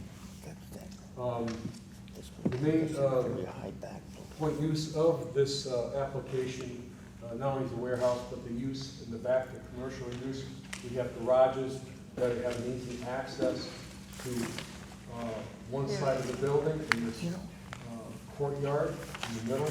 There's going to be parking, no parking on this side because of the high number of garage doors over here. There's parking along the south side of this building with an access, pedestrian access through many doors and through here, access doors, but only garage and access doors on this north side. There's no access on the north side of this building, only access on the south side of the building. Additional parking along the side, handicap spaces all on the west side. There's existing buffer that exists along the back of the property that is quite dense. We believe it is enough to provide quite a bit of buffer to the adjacent residential zone. However, it is a comment, one of the comments here is that to commission will take the commission's advice if they believe there should be additional buffer for evergreen trees, white pines, or the applicant is fully willing to address that. Taken care of. The site as it exists today for Arts TV, there's a large underground storm tech system used to take all the stormwater from the developed site, and so that a very low under the existing at least next to the existing drainage that was there pre-existing before the store was built. It's a very large system. It was over-designed with the anticipation of future development at the top of the site. It is the review of the storm drainage system as connected to that, would be connected to that existing system that is under review right now. We have received a comment letter last Thursday, which I have, and I have addressed those comments with the site plans you have today. We have 3 pages of comments from the town planner, Alan Frederickson, and from the town engineer. They've also listed on Thursday all the ones, the comments that we've had in the past that have been addressed. At this point, I've addressed all the comments on the revised plans, and there are still several outstanding issues. One is the storm management system, which I got reviewed, and Andy did talk to me at 4 o'clock today. I believe all the comments are resolvable, and I believe I can address those in a timely fashion. The other comments that do exist, there is one comment from DOT and several comments from the town engineer that, and from Alan, that I think are minor and can be addressed. At this time, I could run through the comments that I have addressed on the plans, if you wish. As I said, most of them have been addressed, and I could probably just paraphrase them and run through them, or... You have a list right there? You have the list in front of you? Is that the list there? You want to go through them? Yeah, I'll Go ahead. run through them. You with them? Okay. And some of the long comments, I'll just basically paraphrase and how I resolved it. I'll start with Alan's comments. His first comment is really just to describe the site as I just did and what the application is, with the use and the square footage. The second comment has to deal with me encroaching into the 40-foot buffer zone from commercial to residential. As I was changing the parking spaces several times during the application, I accidentally popped the space into the residential zone, and that's why these 2 comments are here, but I've removed that space, and that encroachment into the R20 zone no longer exists. So I had a parking space that went right up to the zone, and that was going to disturb into the zone, so we took that out. Comment number 3 on Alan's comments. Any approval will be contingent on deeding these 3 parcels together. I note that in comment note number 2. I state that. Number 4, a copy of reference A2 survey should be provided. For the record A2 survey for the site has been provided to the town. The lot area and lot frontage was verified for that. With that survey, we have an issue on the bottom over here with the survey that was done in 2007 and as built in 2009 by Mr. Robert Weaver. He had since sold the business 3 years ago, so we had to do another surveyor to do the entire property. And we found a discrepancy between his survey and the new survey. Unfortunately, Mr. Weaver passed away 2 weeks ago from complications from Agent Orange, and was not able to help us out with this situation, but we are going to resolve it once we get there's an available copy of his map, which will resolve it. The record copy, we think the only copy that maybe exists with the attorney, I think we'll have that resolved. Basically, it's a DOT issue right now, because it's in the DOT right away. Comment number 6, the commission needs to determine if any additional buffer plantings will be required in the rear of the site against the residential properties. As I mentioned before, it's a pretty heavy existing tree cover through there. It's very, very dense. It's actually very difficult to walk through.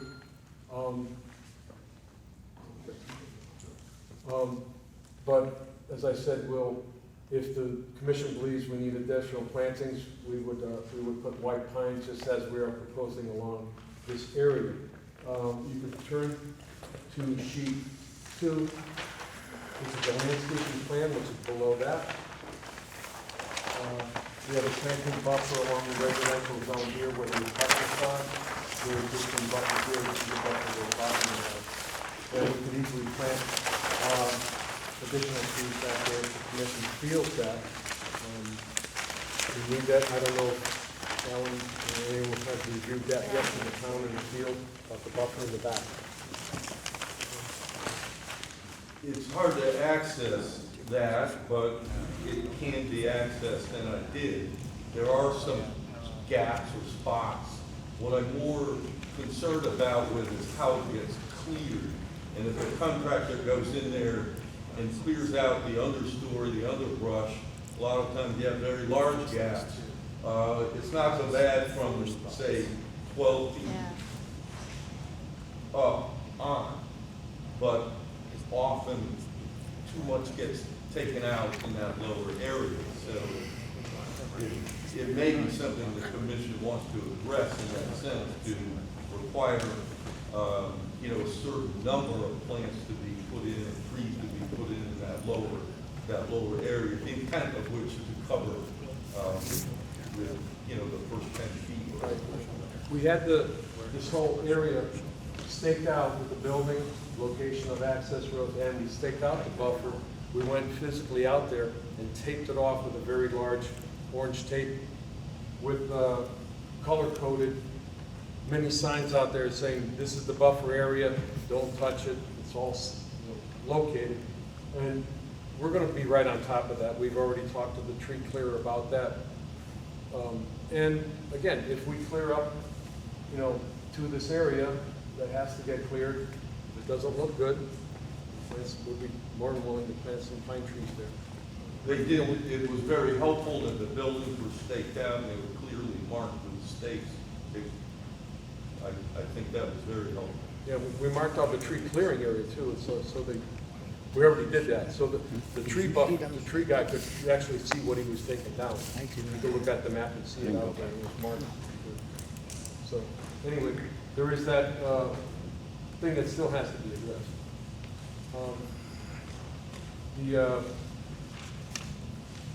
Getting a note on the plan regarding the application number has been done up on top. And dimensions of the buildings from all the side yards have been shown. To show that they meet the zoning requirements.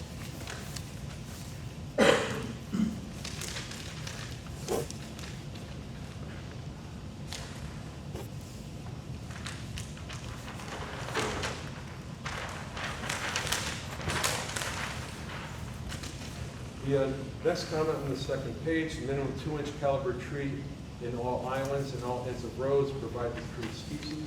I did miss a few of the proposed trees on all the islands and reviewed the size of the islands and make sure they met the 8-foot minimum and they're on every end of every location. The proposed trees are actually called out as 2-inch caliber, and I do have a species of the trees that are more of a moderate size. They're not high trees, or not a large canopy tree, but more of a smaller tree like, say, a fruitless pear. And I've recently done other sites where nurseries have been recommending a tree called an alma lancer tree, which is, I'm probably pronouncing that wrong, but it's very popular in Connecticut. It's a flowering tree. And I have those located on all the sites. I think there is an island that is 8 feet, but because of the angle parking that's meeting 90-degree parking, I would hope that would meet your configuration requirements for the end island. I can make it slightly bigger, but I think maybe that's the only one requested. I did add this island over here. Yeah.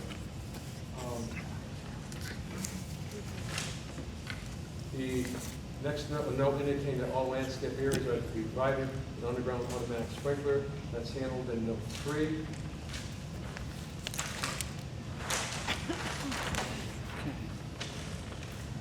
page. The proposed type, design, mounting height, location, direction, and power and timing of all outdoor lighting.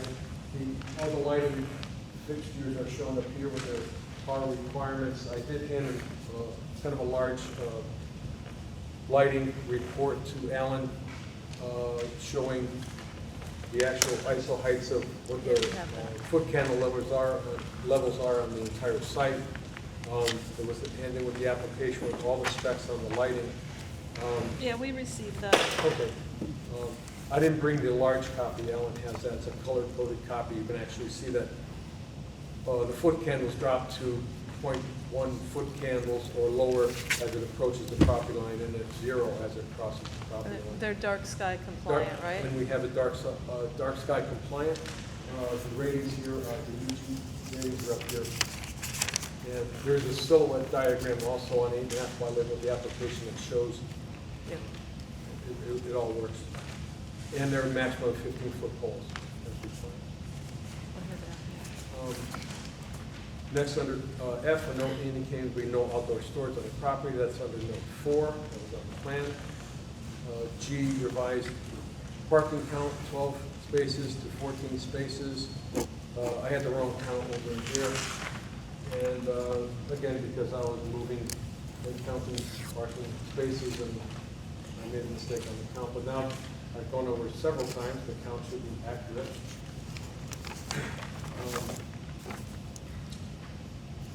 Number H, clarified parking space in southwest corner of existing parking area behind the retail building. This wasn't really shown clear on the survey. This is an island here that exists, and that's the last parking space. Number I, revise the maximum building coverage to 20% and max height to 55 feet. That was done in the zoning table on the last revision. Fence gated and landscape dumpster pads for all buildings. I did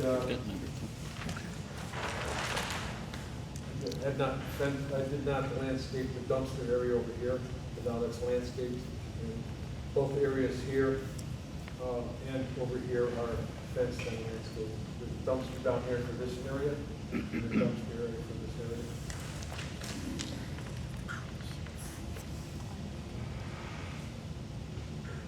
A note indicating that the existing storage building on the property will be demolished in its entirety, all footings, foundations, and disposed of properly. That is note number 6 on the page.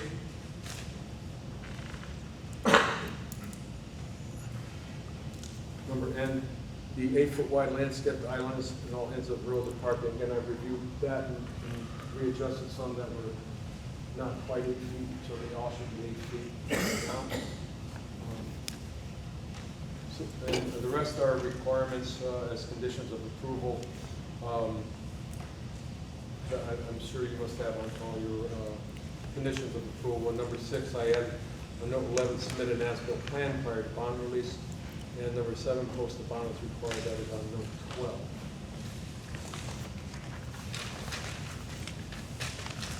The engineering comments.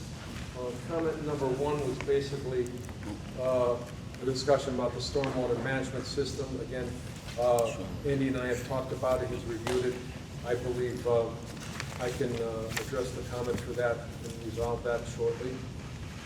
Number 2, the commission should consider if providing over half the proposed parking spaces with an 8-foot width is appropriate for this development. And that's a question that I guess Alan and Andy and I are asking the commission. I know that a lot of parking, compact cars and small cars is more appropriate than some of the larger ones. I know there's large pickup trucks. However, most of the spaces, I would imagine if people were parking their trucks in here, the whole intent in having all these garages was to let the clients and customers and tenants have the large trucks they can pull into the garages. I wouldn't expect to be seeing large trucks on like F-350s and the like, and we park in dump trucks in these spaces. All those trucks would be going more or less into the garages. Mostly it's really employee parking that we're doing. So over 50% of the parking that's proposed is the compact 8-foot by 18-foot space. And we are going to discuss what the commission feels about that. That's one of the items that has not been resolved, but should be discussed. Comment number 3, indicate the following on the plan. The underground system, management system, I'll show the limits of it down here in the fate lines. That's from the, what was actually put in the ground. And I also show this proposed design on detail sheet number 2.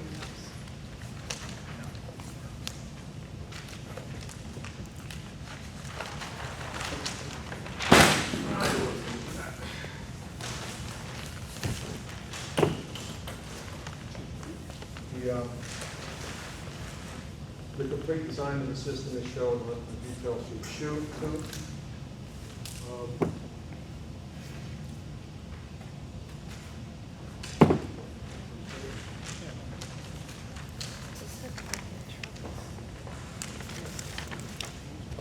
All the existing sanitary sewer main and all the laterals, and the next couple of comments they've all been shown.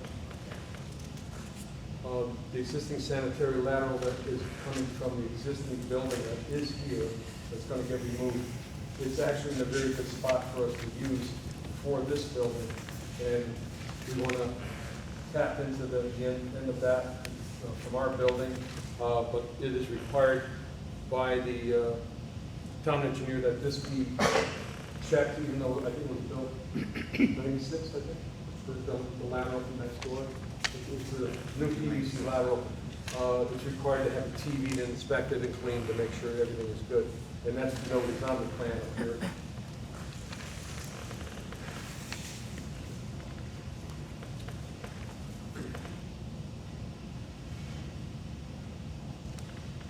Number 5, the details on the proposed retaining wall that is over in this area. This grade drops down as we come down the slope, but the sidewalk up here starts from only 6 inches of reveal the parking lot to about 5 feet at the end. So we have a retaining wall across here, and we also have to have a railing across the top. That note is shown here. The details are shown on the detail sheets of the wall. And we have a staircase coming up to get access from here. The handicap ramp accesses the sidewalk over here. Excuse me 1 second. Yes, sir. Alan, get somebody turn on the air conditioner. Ladies look kind of cold. Men are too. I don't know if everyone has left or not. There we go. Nice job. Thanks, Alan, appreciate that.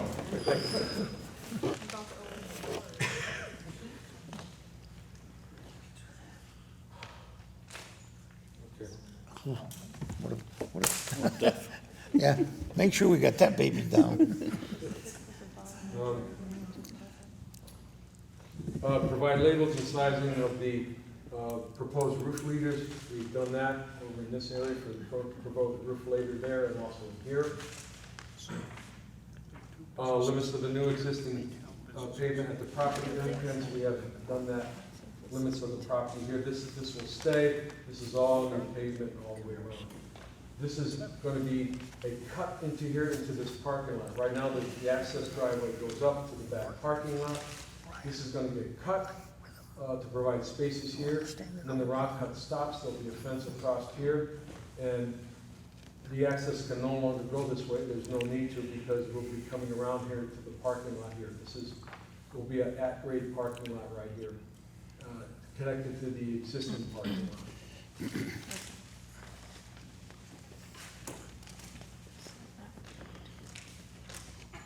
We assume the existing building sanitary lateral for 92 State Street will remain.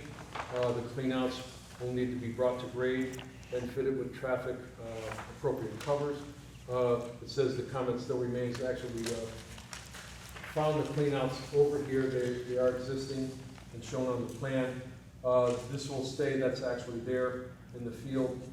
This one is there, but it's going to have to get cut down a couple of feet, so that will get lowered to the appropriate level, and it has a traffic cover on it existing, and that's gonna stay there. So it's gonna have to get lowered, approximately, I think about a foot. I can't show that as a note on the plan. I did not have a note on there, but I could put a note on it regarding that. It's gonna be obvious, it has to be lowered. Number 9, the details for the sanitary connection has been shown on the plan. Sections for the lateral sewer lateral have been changed to have drop manholes through here to avoid an excessive slope. That's been changed. The sidewalk detail, note number 11. What happens is the state has one sidewalk detail and the town has another one. I've shown both of them. However, I do have a note now that says the North Haven sidewalk detail shall only be used in areas outside the street right away. And this note, which is the only change on both these details, that the state DOT detail is only to be used in the state street right away.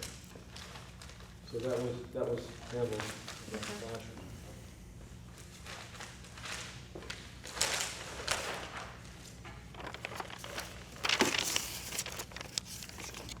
Number 12, all proposed islands should be configured to provide to protect the end of the vehicles, and which I have done. There was some island that wasn't really very big over here. I made that much larger and made this one larger, and I believe they're all meeting the requirements of the regulation.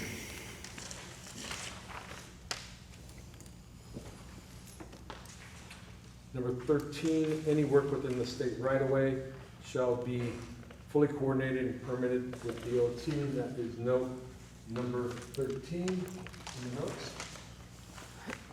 Number 14 has to do with the drainage calculations as far as what would happen if at the low, this is the low point of the entire drainage system for this site, the existing site for Andy's Arts TV has its own separate system down here. But this site, there's a low point located in front of the warehouse. And the town engineer brought up the fact, well, what happens if this gets clogged or it gets failed or it overtops?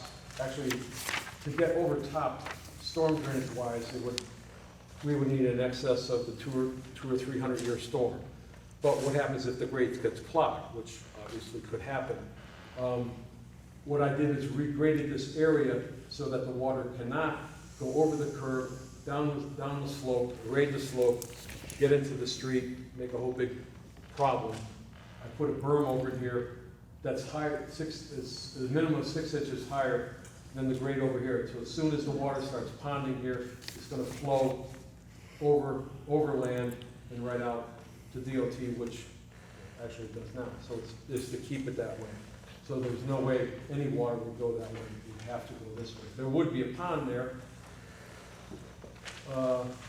until it dries or you clear out the grate. But after a 100-year storm, there's going to be a lot of damage everywhere.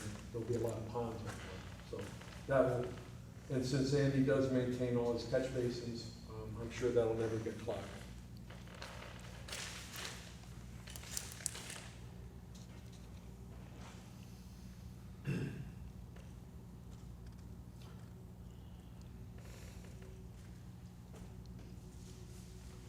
The, where are we here? 15. 15. 15, I'm sorry. I did add the railing to the sidewalk detail over here. And that's handled with a note over here that the 5-foot retaining wall with a railing. Number 16, provide a concrete sidewalk along the northerly face of the new southwesterly building to be consistent with the other entrances. If you recall, Andy, we did talk about putting the sidewalk here, or at least allow for a difference in grade here. You said you didn't care much if the sidewalk was put along because I didn't put as long as I put a difference in grade. And I did add it with this revision. I did omit it on the last revision. But I've got an 1.5 inch difference in grade between the garage floor and the entrance to the parking lot so that water doesn't get into the building. But having a sidewalk here, I basically, about 80% of the whole area is asphalt because of the garage entrances, and having a sidewalk here, I just don't see what that would aid anything. I mean, basically, you're just, if someone would enter from this building with walking, they would walk across the space and walk into the door, and these garage doors really shouldn't have a sidewalk in front of them, I don't think. So I hope you're okay with that, as we talked about. Yeah.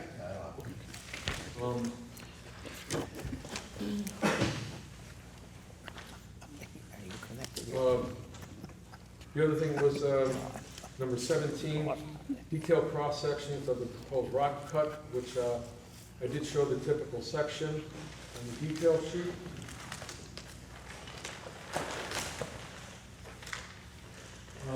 Basically, the rock cut that's along the northern face, we're gonna have to provide some mini piles in here for the footing, at each concrete pier footing.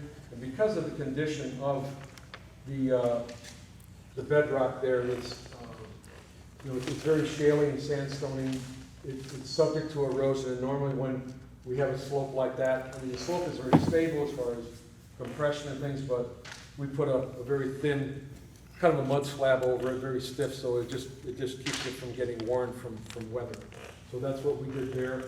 And also, we also noted that on note 15 of the general notes, we say that we're going to be, the method of rock removal is really by hydraulic fracking, like we did in the lower section here, because of the presence of existing buildings. And I think the soil amplification of that type of ledge, it would just amplify too much. It would be too much structural damage possibility in adjacent structures, so we're going to use the hydraulic fracking over in this area. It's very cost effective to use. We do not expect to have any rock excavation in any of these areas because of the test bits that we did perform. There might be just a slight, very close excavation here because the ledge did pick up here. It's pretty consistent throughout the side of it, of 3 to 4 feet. So again, we'd only be cutting it through here in rock, and then would be cutting a very large section through here, probably a 14, 15 foot cut for the building, as we did for this building.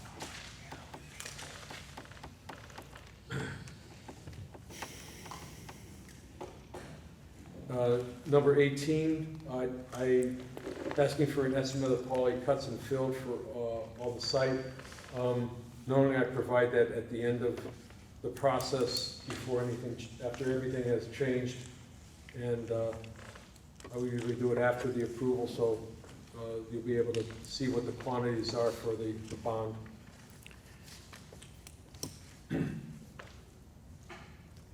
Number 19, the erosion control limits have been extended along the site. There was a small gap in here that we just extended all the way across the southern border. The way the grades were that the water really can't run in a certain direction here to a high point, but just extending it all the way through just ensures that, because sometimes the grades can change during construction, so that keeps it totally protected. Number 20, site lighting plan with photometric calculations. I did provide that to Alan last week. Number 21, the detail on the erosion protection at the existing and proposed catch basin. We added details for all the catch basins that has to be protected. Also, during construction, we're adding this special catchment that goes inside the catch basins to ensure no silt goes in there. They're provided by StormTech that provided the system down here. And those will be installed during construction and kept at the site. Number 22, we have now, 21, we provided a storm system cleaning schedule that's on the last detail sheet, which has been already reviewed.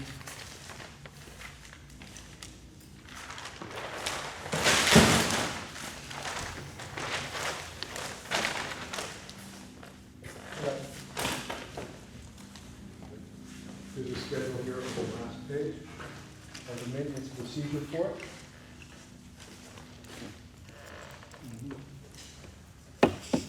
And just, I think we should just mention that Andy's gone out to the site at the DOT catch basin with every large storm event. No water has entered the DOT system yet from his site. And what's known as the isolator row that handles any sediment that might get into the system, nothing is there yet because everything is taken out at the catch basins. So it's a very clean system. Number 22, temporary sediment basins have been added to the site, in the upper site, and also the lower site. They're on the plan, the landscape plan.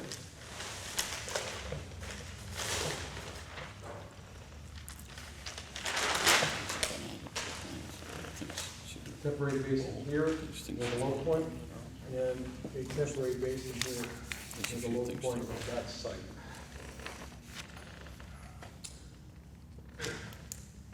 And the landscape plan, as you see it under item 24, I had a few trees that got stuck on the landscape plan because I was moving parking spaces in the site plan and did not review the landscape plan in time to make sure that everything got moved out, but everything should be located correctly now, and the correct number of counts on all the bushes, shrubs, and trees that we are providing. Again, number 25, a count of the parking spaces is now good and meets requirements. That's been reviewed. Now, so that leaves us with a couple outstanding issues. Basically, the stormwater calculation review, which I believe we can resolve pretty quickly. Andy wants an on-site percolation test, and I'll get the old test that we did on the site over here, but I can run additional ones for the material that's there. And we have the issue basically at the entrance of the site with DOT, which we see as resolvable, and we'll be handling that shortly. But with that, that's basically my presentation of the status of the project at this point. Can you just, Go ahead, I'm Teresa. sorry, can you just remind us, so retail, I'm assuming, is in the existing building? That's correct. And warehouse proposed? Warehouse. And then commercial in the back. So commercial All commercial. is going to be big garage doors with, people can go inside and have whatever businesses, small businesses they want. And also Okay. a mezzanine above for offices Okay. for that business or additional business. Okay. Yeah, it's been a while, so I'm trying to. I don't remember that at all. Jim? I have some questions for Andy, actually. Andy, number 2 is open with the 8 by 18 parking. Is that something we need to discuss? Are you okay with that 8 by 18? Is that enough for the F-350? Personally, I don't like it at all, Okay. but that's just a personal thing, so I don't have Okay. to. Yeah. I drive a full-size pickup truck, and I can't stand 8-foot parking. But that's Okay. me. And then Why the- I didn't say it's gotta get changed. That's something the commission needs to think about. Is that acceptable? It's not a standard that we would have on most sites, right? I mean, some sites you show a few isolated 8-foot parking spaces, but not half the sites, half the parking spaces on the site. So that's the concern. There's a provision in the regs that allows for some compact spaces of that dimension. What is There's no this, what's a specific- standard space? You're calling it compact. What's a standard space? 9 by Non-compact. 18. So How much? these 9. 9, so a 9 foot feet more. wide by 18 feet long. 9. So these would be 8 feet wide I see that. by some length. So the, By 18 feet long? That's it, just one. Okay. But the 8 by 18 currently on the diagram, and then 9 by 18 is what you say should be. is the standard, and there's no particular percentage that has been articulated in the regs relative to how many you can have. The idea is that it's to be used by people who would park once and kind of stay there all day. So if you have CVS, pharmacy, you don't want to put compact spaces in there to any great extent, people coming in and Because out. of the and flow, out. yeah. So that's the concept. It's up to your, But what you think. if I may, just to Yeah, go ahead. piggyback on your question, Paul. So if they made them all 9 standard spaces, because I think compact spaces are difficult to deal with too. I mean, I can't get out of my car with golf clubs. I found that out today. If they did them all standard 9, can they get enough spaces? Are the spaces being designated as 8 because they're trying to get all the spaces that are required by the amount of square footage? Yes. So- Well, so I I'm think asking- yes. I'll be honest with you, yes. Well, that's what I'm And- saying. So if we said, no, we don't like 8, they gotta do 9, can they then not comply with the number of spaces? Is that, you They have understand to my question? rework the site plan to make it work. Yeah. So, Or you could approve something with a lesser number of spaces in terms of there being some information provided that it's over parked, which is entirely possible. Right. This is a furniture/appliance store in its root. But down, what I was gonna get to that too, but I don't wanna, go ahead. I'm trying to wonder, Yeah. get in my head what's gonna go in there, so. I could give you the basis of why I did what I did. Not only, yeah, I get all the spaces in that I need, I have enough room to add a lot more spaces, a lot more pavement, and a lot of everything. I've been doing this for a long time, and I came up with the concept in a lot of towns of reserve park spaces that, we said, why do we have all these spaces that never get used? Personally, I think there's a high amount of spaces for the commercial use. The retail, he's got a back parking lot that's never been used. Right. And the thing is the vehicle size. Most vehicles are 6 feet wide. And so that's why the compact space come out, or they're smaller. F-350s, F-250s, dump trucks, they get bigger. An F-350 and a Suburban, they're 7 feet wide, okay? They're not gonna use a compact space. I agree, they're not. How many Suburbans and F-350s are we gonna have? And if they got one, they're gonna pull in the garage. But everybody and their brother has SUVs, and if you open up both doors on SUVs, 8 feet's not big. That's correct. A lot of people have that. And it's, It's an enormous number, so, but But I they're wanted not- to understand they're not why, even- and they're the not why 7 is feet they're wide. trying to fit enough spaces in accordance with our calculations. That's really the essence of the why. It definitely is, and, the issue about the compact spaces is significant in a number of spaces. You're gonna get a higher parking, generation from the rear buildings. Seems that way.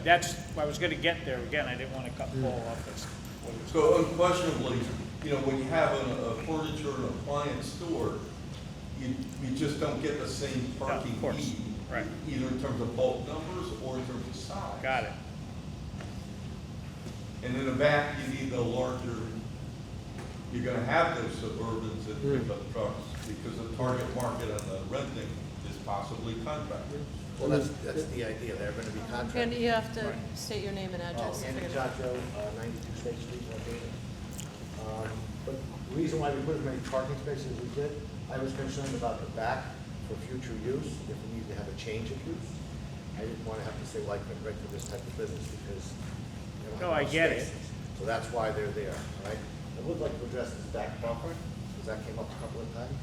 We walked this and staked this, because I wanted to see how thin this line would be, all right?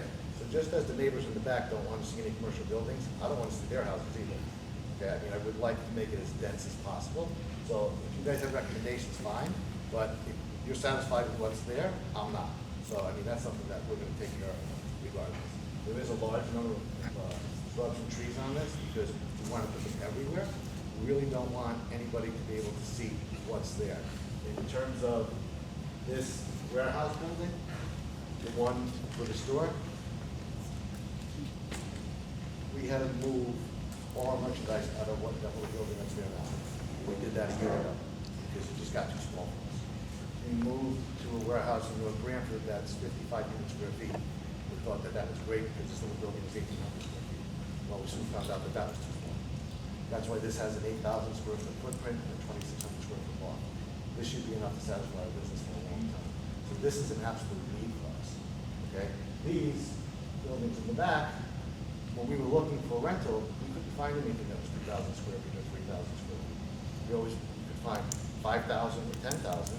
So the space is there, I wanted to utilize it, so that's why they were chopped up the way they were. And the ability to put an office in there, so landscapers, plumbers, Alan's point, could pick up trucks, all of that. So if we have to change the parking and make it bigger, we will, but that's the idea behind doing this. So if landscapers went in there, everything would be inside those buildings? I don't want anything outside, all right? I have rental. We might have a property now. tenant for you. No, I'm kidding. Believe me, we've had a lot of interest in this already, and, you know, my big thing is it's gonna be put in the leases, that there's no outside equipment, all right? The building that we're building here, there's gonna be 2 loading docks, and we propose a 14-foot drive-in door. I would like to put my trucks inside. That's what I was gonna ask, because currently you have 3 trucks outside. Right, 3 I'd like to trucks put them outside. inside, and that's why that door is gonna be 14 feet so we can drive them in, all right? So we'd like to keep it as neat and clean as possible. So, you know, that's our plan. Did you talk,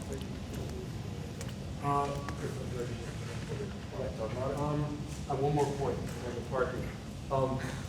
I expected this at the commission. The first time I ran into this was 1992, and I said, okay, this is what I would like to do. I'll give the 9 by 18 foot spaces. In order to do that, I gotta take this whole area. I'd rather not, I like to leave it green. It's a really heavy greened area, it'd be nice to leave it. But that's what I would have to do to get all the spaces in.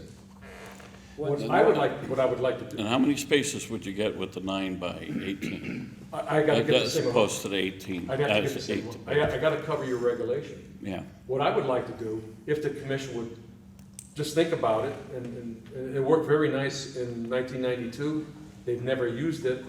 I got to put all the big spaces in, and I had this big spot where I showed, look at, I can meet all the requirements. I'll keep that green, I'll call it reserve, and what usually happens with a reserved parking space is if you need the parking, you're gonna build it. Yeah. Okay, you don't want people double parking and have it, you will build it. But I'd hate to do that because it's a nice reserve area. If the commission wants, I can make the 9 by 18s. I didn't do a plan for that because I So is that all was grass hoping right not now? to, but, you know, I could do that. Okay. And I could create this space as a reserve, not build it, however. And we want to leave as If you many reserve it spaces as for, possible. We could reserve build for it in- parking, right? For parking, Yeah, okay, You but not keep reserved saying for this building. space, exactly. No, not building, no. Exactly where you're talking about, where is this space on this map? Right here. This, that's got the That's all spaces green or right next now. to it. Next to it, the green stuff Right right below where here. you're circling, it says 10 spaces. I'm Right. just, how do you get there? How do you get These to here? those 10 spaces? Well, you come up here, this is the back of the warehouse, and then actually, right now, it's gonna be exactly at grade with the existing parking, which, you know, this is a big high slope there. This is all gonna get cut down. They go through here, Round. the lane, they go right in there, There's no. they turn around, come back. I mean, I can keep going and have a big, and, you know, keep going and, You're saying that Like area this right whole above area. what's designated 10 spaces, that area right above, you could reserve for future Yeah. parking if you needed. I mean, if the commission would, I mean, I'm not against putting the big spaces in, but I'll put them in, but then I gotta develop this, and I gotta take every little bit of green space left in this project and go right up to the limit of what I'm allowed of pavement. And I hate to do that. Well, let's- And especially if it's not needed. We're kind of running out of time Right. here because I have a bunch of other business to Sure. do, and we're going to get out by 10, which you could forget about it. Yeah, it looks like I'm a little late, but I'm not gonna, go ahead. Look, you more don't complicated. have to meet the tabled parking requirements if you can justify what you're doing. It sounds to me like they want 9-foot wide spaces pretty much everywhere is what I'm, Everywhere? Okay. well, Everywhere. or a much I'm lower not fond of the percentage. 8-foot. No. Would you like to give a percentage? Have to give up what, I'm sorry? Would you like to give us a percentage of compact spaces? Yeah, I'm trying to not, get rid of it. I'm not, Well, I don't think we Andy's need all recommending 9-foot zero. spaces myself. Yeah, I don't understand.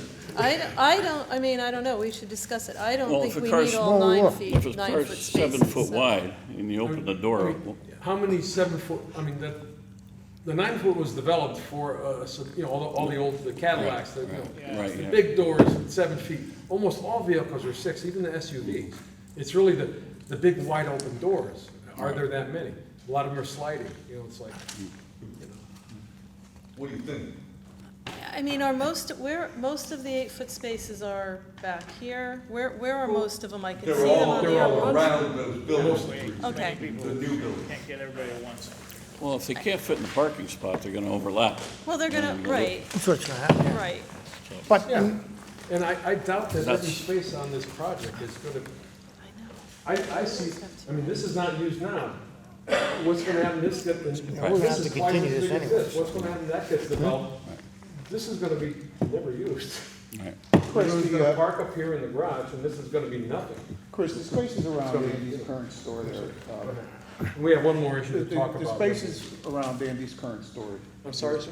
The spaces around Andy's current store here, are these are 9 foot? Or- No. Those are 8 foot, okay, and these are 9 by the store, by the retail. Yeah, these are, we did these a little bit bigger and through here, but these were all 8 feet. So where people are gonna come off for the retail, you have 9 feet spaces? Yeah. Okay, for the warehouses, you got. All the new ones are all 8s. And, I don't think, as this is never used, I don't think this is ever gonna be used. Because all the warehouses are down here. They're gonna, employees are gonna come in here, or they're gonna, a couple will park up here, they'll walk into the upper level or the lower level, and that's it. I think everyone's gonna park here in the garages, and you probably won't see most of these. Okay, but they're saying they'll pull into the big doors. And we just have one more quick issue. Andy? So the only other thing I'd like to address is this, and this kind of came up late in the discussion, but right here, before we get to the top of the property, right where this rock cut is, if you cut the plan in half, we'd like to build this phase 1, phase 2. Yeah, okay. So, only because there's a lot of material that has to be moved up here, and that's the more expensive part of it. Our immediate need is to get this building up and use it. The warehouse. I have 24 months left on my lease, Got it. and I'd like to get it up and done by then and get the hell out of there.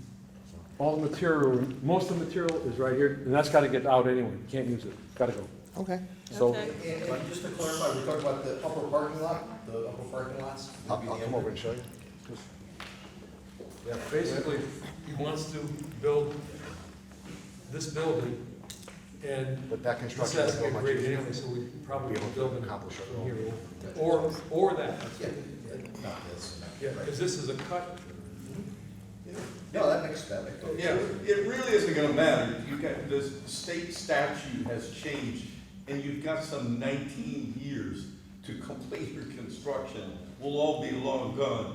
You can face it any way you want. You'll be Thanks. okay, all right? So. Andy, you good? What's Did that? you get all your points across that you want to get across I tonight? did, if you guys have any questions for me? Well, we'll have some more I've got questions, some but, Conceptual questions, because I'm Go ahead. having a hard time understanding this completely, because I don't understand. So, you know where the store is now? Yep. And the little building's coming down. You want to put up this big warehouse, the 8,000 square foot warehouse, right? Yes. So people are gonna come in off the current driveway, take a right, and it goes up that way around the warehouse. And then you got all these spaces right behind the warehouse if you're coming off of State Street, yes? So the parking spots Yeah, here, yeah. this lot, this proposed is to design to be connected with this. This With building. this meaning to the existing Existing back store? lot, existing back lot. This back lot is used by employees, okay? Yeah, So this back lot will be used for the employees that are here. so what's this for? When you say what's this? what do you- This big area that you're gonna Just because, construct? just because we need it to comply with parking. Okay, All but, right, now, hold on a second. We also added parking on the side of the building, yeah, Where? up in, on the side. yeah, so, So we want to be able to put as many parking spaces as possible for the retail space because. To get you know, the people- Well, we have spaces here and we'd like to put some more spaces on the side of the building to make it easier for people to access. I got that, that's for your business, that's what I'm not understanding, so all these spaces, what are they gonna do? The 12 spaces here, the 7 spaces here, for your warehouse? No, they're meeting the requirement. There's a high amount of space Understand that. there to meet So, the but requirements. these people, nobody's gonna park here and then walk up here, though, right? No, we have probably, hold on a second. There's probably 8 to 10 cars that are gonna park here and here. between these two lots. You've got 12 spaces here, 7 spaces there, and 10 spaces here. Yeah, so the side of the So you building got is for customers. 29 spaces. These, how many are here? 10 It spaces. says 10, 12, and So- 7. And then you've got these over here, right? So I just don't know who's, I'm just trying to understand. The warehouse is for the stuff for your store. It's not gonna be a lot of employees in there, or are you gonna have employees upstairs there? Is that gonna be Well, the mezzanine office is gonna have space? an office in it, so there's gonna be a couple employees there, and then I have 3 trucks on the road, so there's 2 guys Yeah, in each but it's truck. just not, so I'm I'll having. answer, I'll answer your question real simply. You know, I didn't. This are all commercial spaces for up here. There's a high amount of number that's required for this, 83. Yeah, And I can't fit them all up here, right. so I had to put them down here.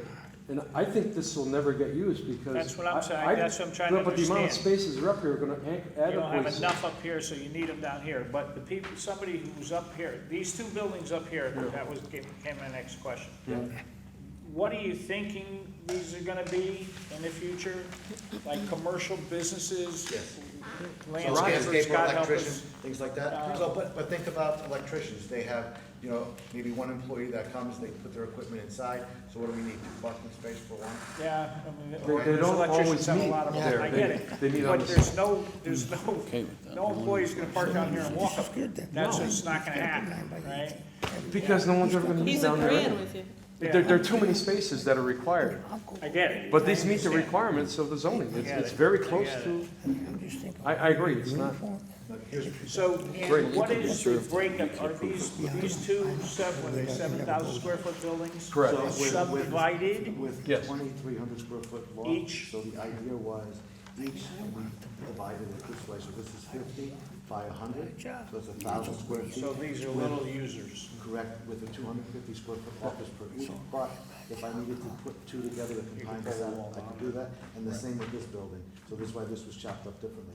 Now, if somebody comes along and says, I'll take the whole thing, perfect. Take the whole And thing. this That's why I would added more all be spaces here. commercial property, this would all be commercial, if somebody wanted to come in and wasn't a commercial use, they would need it, what would be approved? What is being asked for? Is that all gonna be commercial? If they were gonna be something other than commercial, would they have to come back with a change of use? Well, let's just say it would be a machine shop.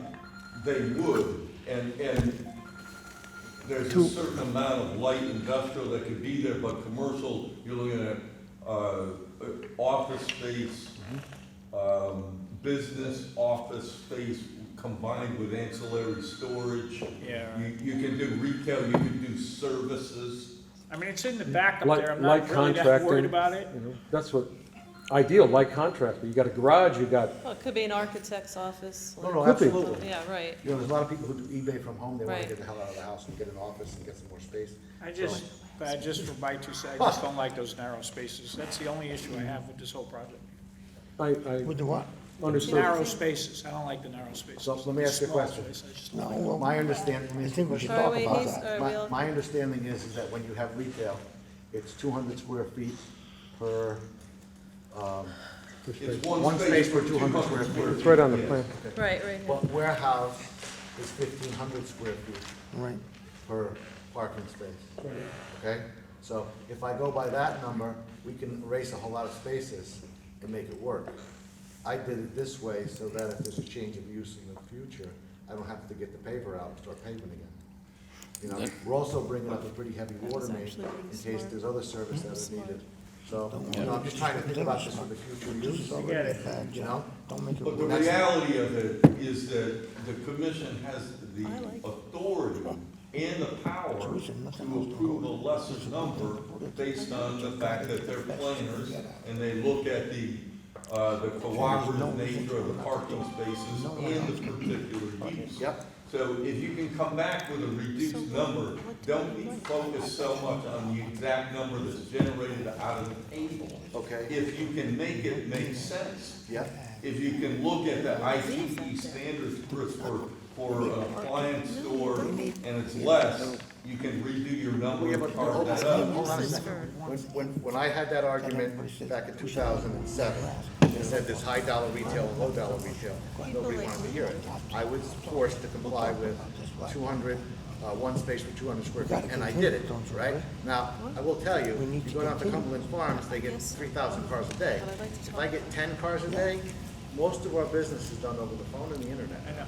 So we need less and less space, not more and more. I get So it. my store has enough parking. But yeah, I agree with you, and I think there's a number that can bear that out. Okay. For you. I don't want to have to go through this crazy study just to get a lower number. If you guys tell me that I'm good making the spaces bigger and I can get down to this I know you number, are. I'll do it. I just don't want to add all kinds of pavement where I don't have to. I don't think anybody's telling you to add any paving. Okay. I think what there's, again, just me as one person, where you've got all these 8-foot spaces, I don't think they're wide enough. So I would do wider spaces and have less of them. And I hear what you're saying, that you don't need all those spaces for your store. You Yeah. don't. We all know that.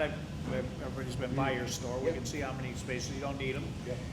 This all looks to me like it's gonna be wasted spaces sure when the is. day is done. But I'd agree with rather you. see some wider spaces up here, because I mean, if you get, I hear what you're saying about SUVs, but if you get two people open doors to SUVs, 8-foot spaces are very tight to me. That's the only issue I have with it. I didn't know how much I was gonna get handcuffed to the regulations. No, I get it. And until we're I got not it. of that. A lot of these commercial spaces too, they drive a van, they come and get their supplies, and then they go off to their job, and then they go home with the van. So they're not gonna be in And the those employees never parking. meet here. They can't leave the van there, and Right. if people leave it there, it better be inside. Right, It'll so- be in the lease that Right. if they violate it, they're gone. The point is, you don't need that. Can you enter this building from the back here, where these 8-foot spaces are? Yeah, they should Not do the it garage, back there. but that's why I put more spaces here, because this is like, Can you get in the building? oh, yeah. There's a sidewalk right here. I see the It's an side. elevated sidewalk, it starts at 0, then it's 5 feet here, because the road's going down. I but- mean, there's doorways Oh, going yeah, into so those. they're right These are there. doors, yeah. Okay. I can't put garage doors there, because Yeah, yeah, yeah. but the garages are on this side. Okay. There was a lot of flexibility on this side. So if we don't, I'm just skipping ahead here, Vern's not here. If we can't decide tonight, they have to give us an extension as well, or are we good for Yes, one they more do. month? Okay, I'm just trying to Well, skip ahead. we gotta give them, and I understand what they're saying, then we gotta give them some direction Right, of what we want. Yeah, I have an extension here, if you guys will accept it. Yeah, okay. All you have to do is say it. And you'll consider a reserve area parking that?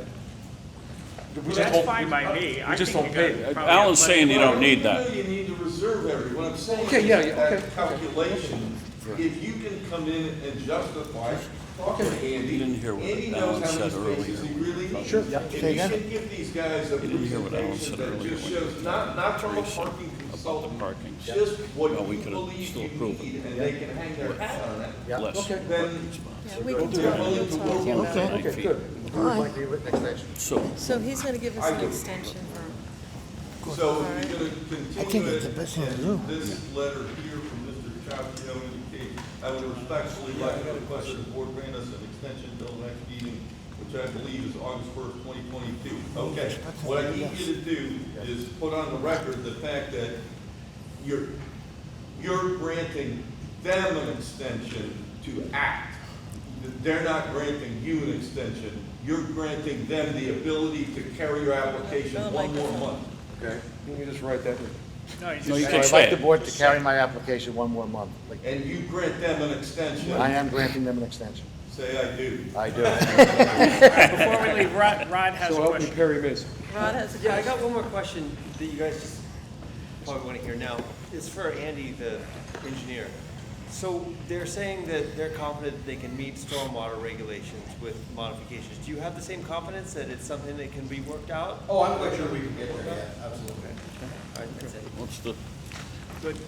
You got any more do we need questions? them to do anything with All the right, site plan to so do you reflect that? understand what, you understand what, you have from us what you need? Yes, yes. Okay, Now, good enough. are you gonna change the site plan to Yes. reflect the Parking. lower number of Yes. parking spots and bring it back to us on the first? Would you like us to mark on it phase 1, phase 2? That's all right. No, I That's don't, up to you. I don't, That's not us. You can do it Okay. in phases if you want. That doesn't matter to us. Whatever makes sense. Well, it would make sense. We Is there any more questions from down there? Mark? Mark, you got any well, questions? that's, No, yeah, put that as a if you wanna proposal. do that, yeah. That's fine. We're good? You know, I was marking off these Thank you very comments much. as you were Okay. talking, Chris. And I just want to make sure, Andy, that, like the 1-foot drop on the clean out, that's all, it's not on the plan now, but as long as it's Yeah, on I've the got it plan, marked good. here. Yeah, and honestly, I've got a lot of comments. One of the main reasons I've got a lot of comments on it, this is a difficult site to Right. develop. It's a steep site, yeah. there's a lot of rock. Yeah. So when I look at those types of developments, I look a little more critical. And I look at the site plan and I determine whether, is it clear? If I was a developer, if I was a contractor picking this up, going to build it, is it clear? And where I'm confused, where I have confusion on it. It's busy. Those are the things that I bring Real up, busy. particularly on a difficult site. If this is a flat site that's just completely cleared, Andy, if can I something ask- isn't reflected quite right, it can be adjusted in the field and still work. Now, When it's a tough site, it's a lot harder to do. Also, hydraulic fracking, you okay with that? For the rock removal? Yeah, Yeah. okay, just, that was I kind of, wondered, honestly, after that comment, I wondered on the record how the rock is going to be okay, removed. right. So those comments will be put on the site plan for next month for Andy to review, so we have all those. I just Yeah. have one quick question. In terms of the drainage, if we do phase one, phase two, right? And let's say the calculations are, for whatever reason, on the whole thing, it will absolutely meet phase one because the plan is that. Right, yeah, I mean, Okay, yeah, and just, yeah, but, I mean, I think we can get there. I think we got it. Right, no, I think we got it. Yeah. So, okay. I don't want to triple my amount of work. So I just want Okay. to, I want to understand that you're going to come back with a site plan to show less I'm real spots clear on the at part. 9 feet, and we're going to Yep. get comments from staff on whether we should accept it. We've got less than 3 weeks to do it. The next meeting on August. Yeah. If it So- doesn't work, if it doesn't go, you're gonna have to pull it out, withdraw it, and reapply and start the clock. Andy, you realize you can do that. What's that? Alan just told you what you can do. We'll start the clock again? Yeah, I don't well, want to do that. I understand. I know you want to get it done. Everybody wants to get you going. Look, I hate to tell you what I'm paying for this lease. look, we want The you, last week of July, I'm on vacation. I've looked at this thing pretty closely, that's why I was on they're vacation this week. doing all the looking, I'm not doing any questions on it, because I looked at it so closely, and I was a little bit dizzy on it, so, I need a little bit of help, and I was listening to everything that said. But anyways, you'll get here next month, and we'll figure it out. I appreciate your time. Okay, Don't forget your map. Yeah, this is us right Okay. okay, next month. This is, Okay, next month. we're gonna take the CAM application with our site plan, okay? Yes, So, number 9, P22-15, site plan application of John Zerlis, applicant, U.S. Surgical Corporation owner, relative to 200 McDermott Road, map 3, lot 6, plan entitled Employee Pickup Drop-Off Zone for Medtronic, 200 McDermott Road, North Haven, Connecticut, prepared by TPA Design Group, dated June 2, 2022, scale 1 inch equals 30 feet, IL 30 zoning district, taken in conjunction with P2215A CAM application of John Zerlis, applicant, U.S. Surgical Corporation owner, relative to 200 McDermott Road, map 3, lot 6, plan entitled Employee Pickup Drop-Off Zone for Medtronic, 200 McDermott Road, North Haven, Connecticut, prepared by TPA Design Group, dated June 2, 2022, scale 1 inch equals 30 feet, IL 30 zoning district.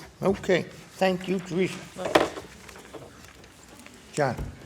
John Zerler from TPA Design Group, here representing for this application, Electronics. Basically, this is a simple application. What the main employee entrance and exit from the parking garage is located in this location. And what they have, Medtronics has found is that for a 15-minute period before and after the shift change, there tends to be a bit of a backup of cars here. And so what they want to do is to take this, any cars that are here and try to put them into a momentary parking area. We have 12 parking spaces in here for 15-minute parking to allow any, or to prohibit any backup onto McDermott Road. Essentially, that's what the application is. I did receive the comments from both Alan and Andy would like to point out that this is CAM exempt, as it's already totally developed parcel of land. I do have a modification, Alan, which I can give you, which says CAM exempt on it. The other two items to review, or really review, item number 1B, Alan has a comment to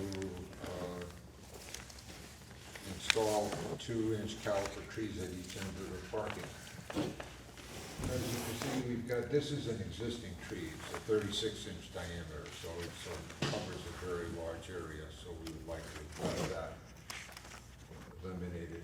In this area here, it's the same thing, we've got a 24-inch diameter tree to cover that. The zoning regulations state that no more than 16 spaces before you have an island, but with 12, we only have 12 spaces here. We did put in an island to preserve an existing tree and put in some low shrubs into this area. Essentially, that's, any other comments that Alan has are very minor. We did, Andy gave us some, gave us his report, and I don't know if he's had a chance to look at it. So Andy Bevelacqua for the record. I guess in the submission package, there was a calculation that sized the 1 inch of runoff, the storage that's required. I did not unfortunately see that before I did this review.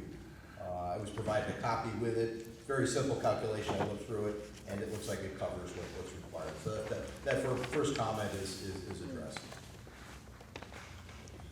So we need to just clarify in terms of the trees.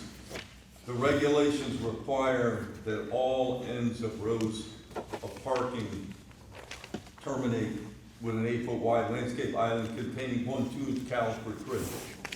That's what I've got. I don't have at the discretion of the commission, the tree can be counted from 20 feet away if it is 30-inch diameter. I don't have that. All I have is you gotta have a 2-inch tree at the end of each row.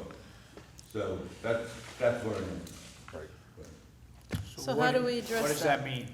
Yeah. That means you gotta put a 2-inch caliper tree in. One at each end.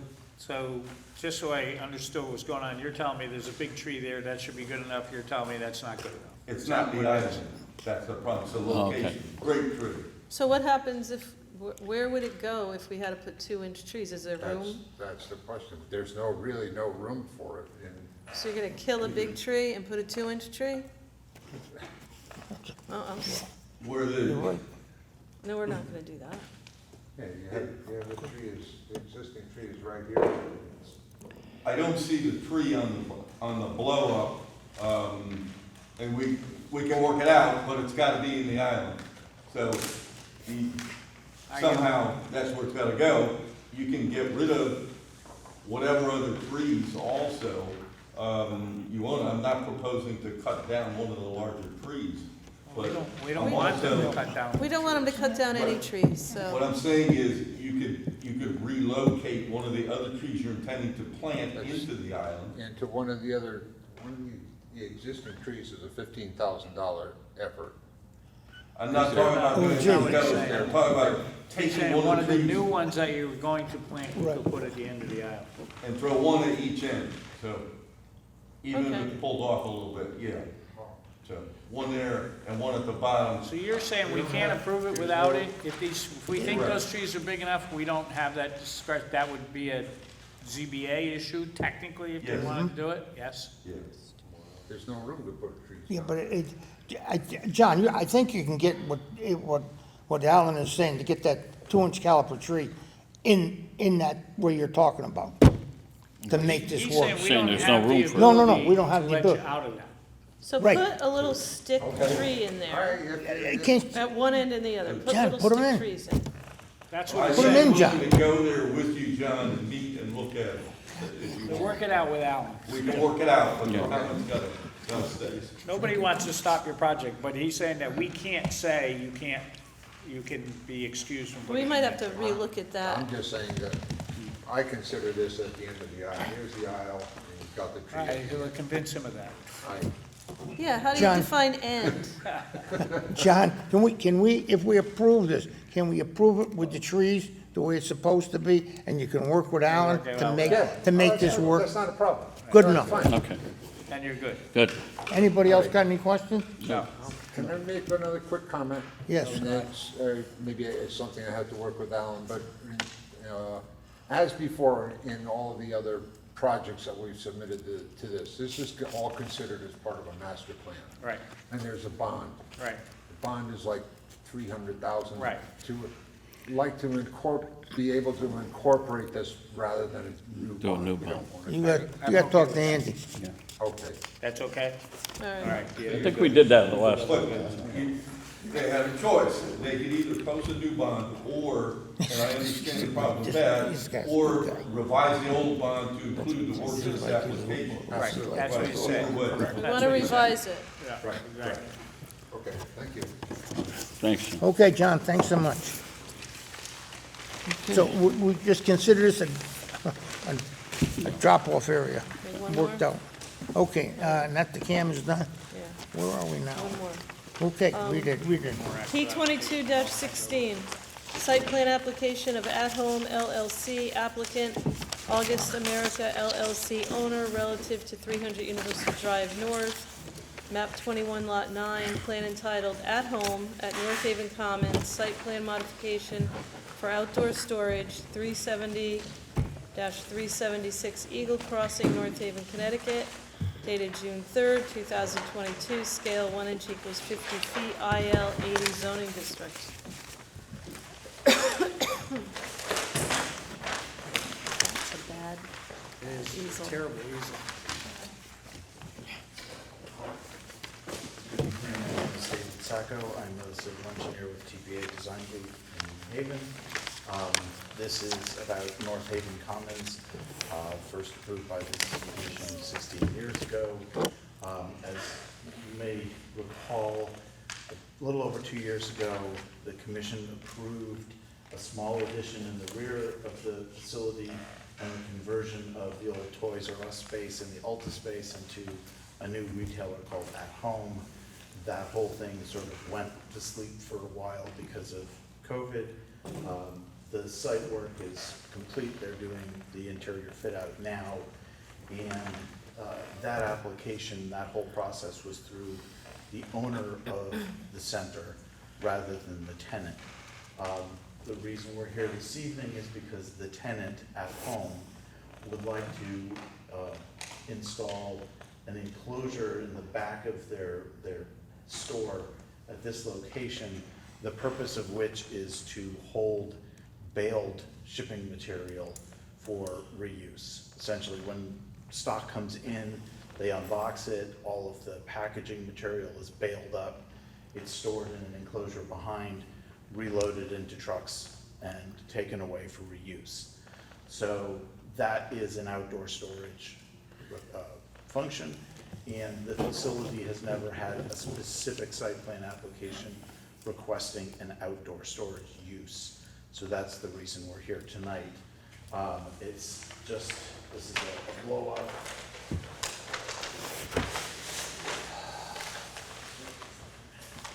How you doing? So the location is adjacent to an existing truck loading dock behind. There's the Toys R Us space, the new At Home space.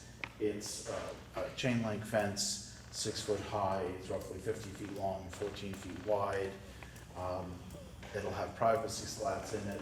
They're also putting in a metal ramp so that essentially the fork truck will come out of the store with the bale, drive down, put it inside, and then at some point they'll load this all into trucks and take it away. The area today is impervious, it's bituminous. The bituminous is going to be taken out and replaced with a concrete pad so that it's more durable under the fork truck loads, better resistant to heating up. So there's no change in terms of the impervious area of the site, the coverage, there's no zoning impact from that point of view. And that's really everything that I'm here for. On the area, is there gonna be 3 walls, and against the building will be the 4th wall? Is that correct? No, it's actually almost 4 walls, because this area right now is a truck dock. I see, Which is okay. gonna become a ramp. So, because that becomes the ramp. So when you're gonna put, whatever you're gonna put in there, it's gonna be put in there to keep, not only get out of the way, but it's gonna be, you wanna keep it dry. It's gonna have a roof? No, it does not have a roof. No have a roof. That's. Okay. It's a Well, that was, compactor, right? I it was a compact, but Yeah. I don't know where I got that. This is baled cardboard, pretty much. That's my understanding, yes. Well, So that I was see my the point. question too. So how did, I don't understand the bale concept. Do they, is it packing stuff that, who bales it? They I do it- assume they have some sort of a machine inside. That bales the old stuff Bales and it. puts wrap around it or something? Yeah. It compacts it, Squeeze and them you have a together. couple of fairly long wires that go around, and they twist them together and it forms a base. Okay, and then they'll be put in this area, which is a fence that is wrapped around it, and the fence have privacy slats, so people aren't gonna, it's not gonna look like garbage or something, right? You're just not gonna see it, and then they're gonna come and take it away. Exactly. It's gated, it will have bollards and a guide rail to protect it from trucks and things like this. This location, they originally were looking at a location over here. We thought this is a safer location in terms of visibility around the corner and accidental truck strikes, so Got it. that's why we picked that location. I have one other question. When are they gonna open? Do you have any idea? I don't, because I deal with the The property. 27th of July. Really? July Because 27th? people keep asking. Good. They knew. Wow. I know they If put they the start- sign up, the signage there. That's their projected date, they don't have to see vote yet. Did they actually bring in any stock to, in the store? Not yet. It did not. Not that I'm aware. Okay, so it's just a compactor, and we're pretty much straightened out on that. The compactor is actually Yeah. inside the Yeah, building, right. so it's really just this outside. Just the store. bales. Good. Just offhand, do you know how many square feet that store is? That's huge. A lot. 18,000? 90,000. 90,000, thank you. How much? 90,000. 90. All right. Yeah, 18. the original Toys Babies, I think, was on the order of 70,000. then we Alta got was Ulta, about right. another 10, and then they added another 10 onto that, so it ended up around 90,000. Good. Thank you. Okay, thanks so much. Okay, that is, That's it, we're done. Wow, you got others that change. No, Yeah. but I, yeah. we want so to I go didn't down, know if you want to go wanted- down and get these. But those are Let- people to present. Teresa, Yeah, you want to take the others right now? I think you should. if you want to, Okay. sure, okay. Okay, good. We're going on to others, and it'll be P21-08S and P21-08, 80 Old Broadway West. Okay, I don't Elks. see anybody here for this. This is the Elks Club, and they forgot, they did not put a condenser on the plan. This would ordinarily come to you on the site plan. They didn't do it. They just need your blessing under other. Yeah. Good, next. Okay, Okay.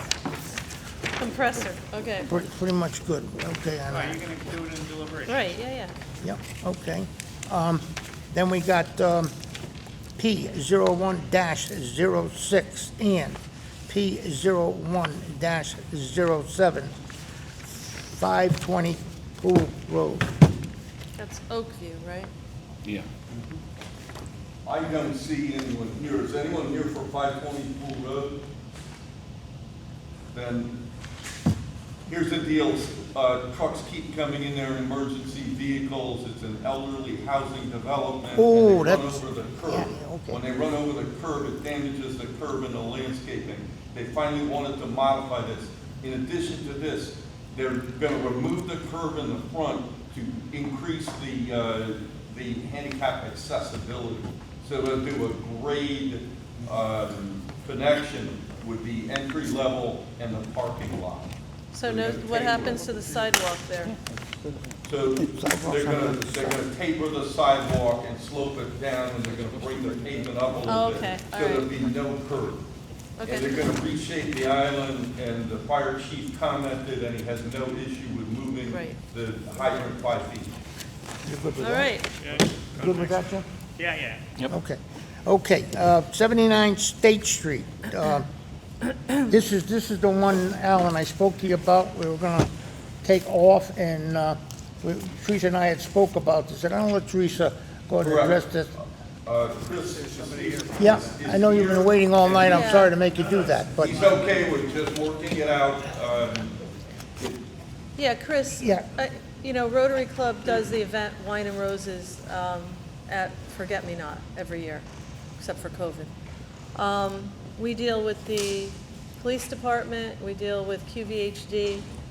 That's pretty much it. I mean, so they tell you what they need. You do need to put together a layout, site layout. QVHD will tell you all of that, and then you do need to talk to the police about what you need. You may need to put up some safety fencing, but we do that all. I think that was the liquor commission, so they may not have to deal with that. No, the fencing was put up because we wanted it, and they didn't want people sneaking in. The liquor commission, Oh, because maybe. we were providing Liquor. liquor, they didn't want people that are underage Yeah. coming in. That's why we Absolutely had to right. get a We may not have to. Bottom line to it is it's not ours. Right, it's not police being and, No. police and QVHD. yeah, Fair so, enough. I've been speaking to QVHD, Ryan Courier. Yeah, the Ryan. Gentleman's name, he's been going back and forth with me about the list of vendors that I sent him, about a dozen, to make sure that they have the proper permitting. Yep. And they'll make requirements for porta potties if you need them, is that? So that's something he hasn't gotten back to me yet on. I did ask, I said, do I need washing stations or porta potties? You need washing stations. Okay, I'll comply with anything he tells me. Yeah, He hasn't he'll- gotten me- so you can work that out with Alan. Ordinarily, a one-day event, we deal with it like 10 sales administratively. What he was looking to do was a little bit more than that. Not a problem. They want If you to- guys are good, we're gonna refer him back to all those people who you mentioned. Yep. Chris, can you put your name on the record, please? Sure, Chris Cassesi, owner of North of Nevada. How do you spell it? Sure, CASSESE. Sounds good. Yeah, Ryan will give you a whole package. He'll tell you everything. Yeah, we've been speaking, it's been great. Good. Okay, good Okay. luck. Good. Thank you. Thanks for coming to see us. Very good, thank you very much. Sorry to make you wait so long. No, thank you very much. Good night. All right, Okay, so you want to go to deliberation, or what do you want to, change of use? yeah, change it, let's do the change of use and get that right. Okay. We're getting- Okay. 27 Dodge Avenue, anyone here? There Yeah. is someone here, yes. Yeah, that's John Leanne, Earl. Please come forward. Leanne, you have all three? I think they're all three. 27. We changed something again. 27 Dodge, yeah. A little louder, please. I'm exhausted, I'm ready to fall asleep. Lynn Ann Reed, Reed Realtors, this is for 27 Dodge Avenue, I'm the leasing agent. And we have 3 new tenants, it's a change of use for all 3 tenants. I'm representing 2 of the tenants, last minute on one of them. What do you want to know? So you're going from what to what? So it was the former AAA building that was vacant for a few years, a couple of years, that was purchased by Moses Singer, Brooklyn, New York. And we already had 2 we did last month. This month, it's Sign World, AKA Northeast Sign. Sign World is a franchise. They'll be manufacturing simple signs, mostly indoor signs, outdoor signs. They have a massive piece of equipment that does very high-tech printing inside the building. Vinyl signs, braille signs, ladies' room signs, whatever you need is what they do. That's one use. And then the second use is a company from Hamden that owns, what I just said, sign, it was AAA. No, that I got. Okay, it's a Northeast Sign, it's a sign company. It says on it Northeast Sign Company. I'm Right. talking about the second. The next one? The second one is Burt Process Equipment, Inc. They own a building in Camden. They need warehouse space, so they're expanding their business to warehouse and very small assembly. It's mostly warehouse. There's about a 2,000 square foot space that they'll be assembling very clean little pieces of, I don't know what it is, but, they were supposed to be here tonight. At the last minute, the person couldn't show up. But if you're interested in Burt Process, I just copied some information about who they are if you're interested. Do you have any contact with the third one here? There's three. The third one, Oh, Bob is here to okay. talk about the Okay, third one. okay. So here's Burt Processing Okay. information. Very clean. Everybody's high-tech, everybody's very, And nobody needs any outdoor storage, No. correct? It's all interior, no no exterior outdoor work. storage. Metal finishing. No, everything's inside.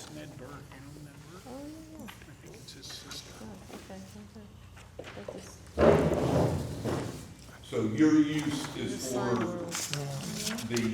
the light assembly? or- Yes. We use the name. Yeah, Metal finishing.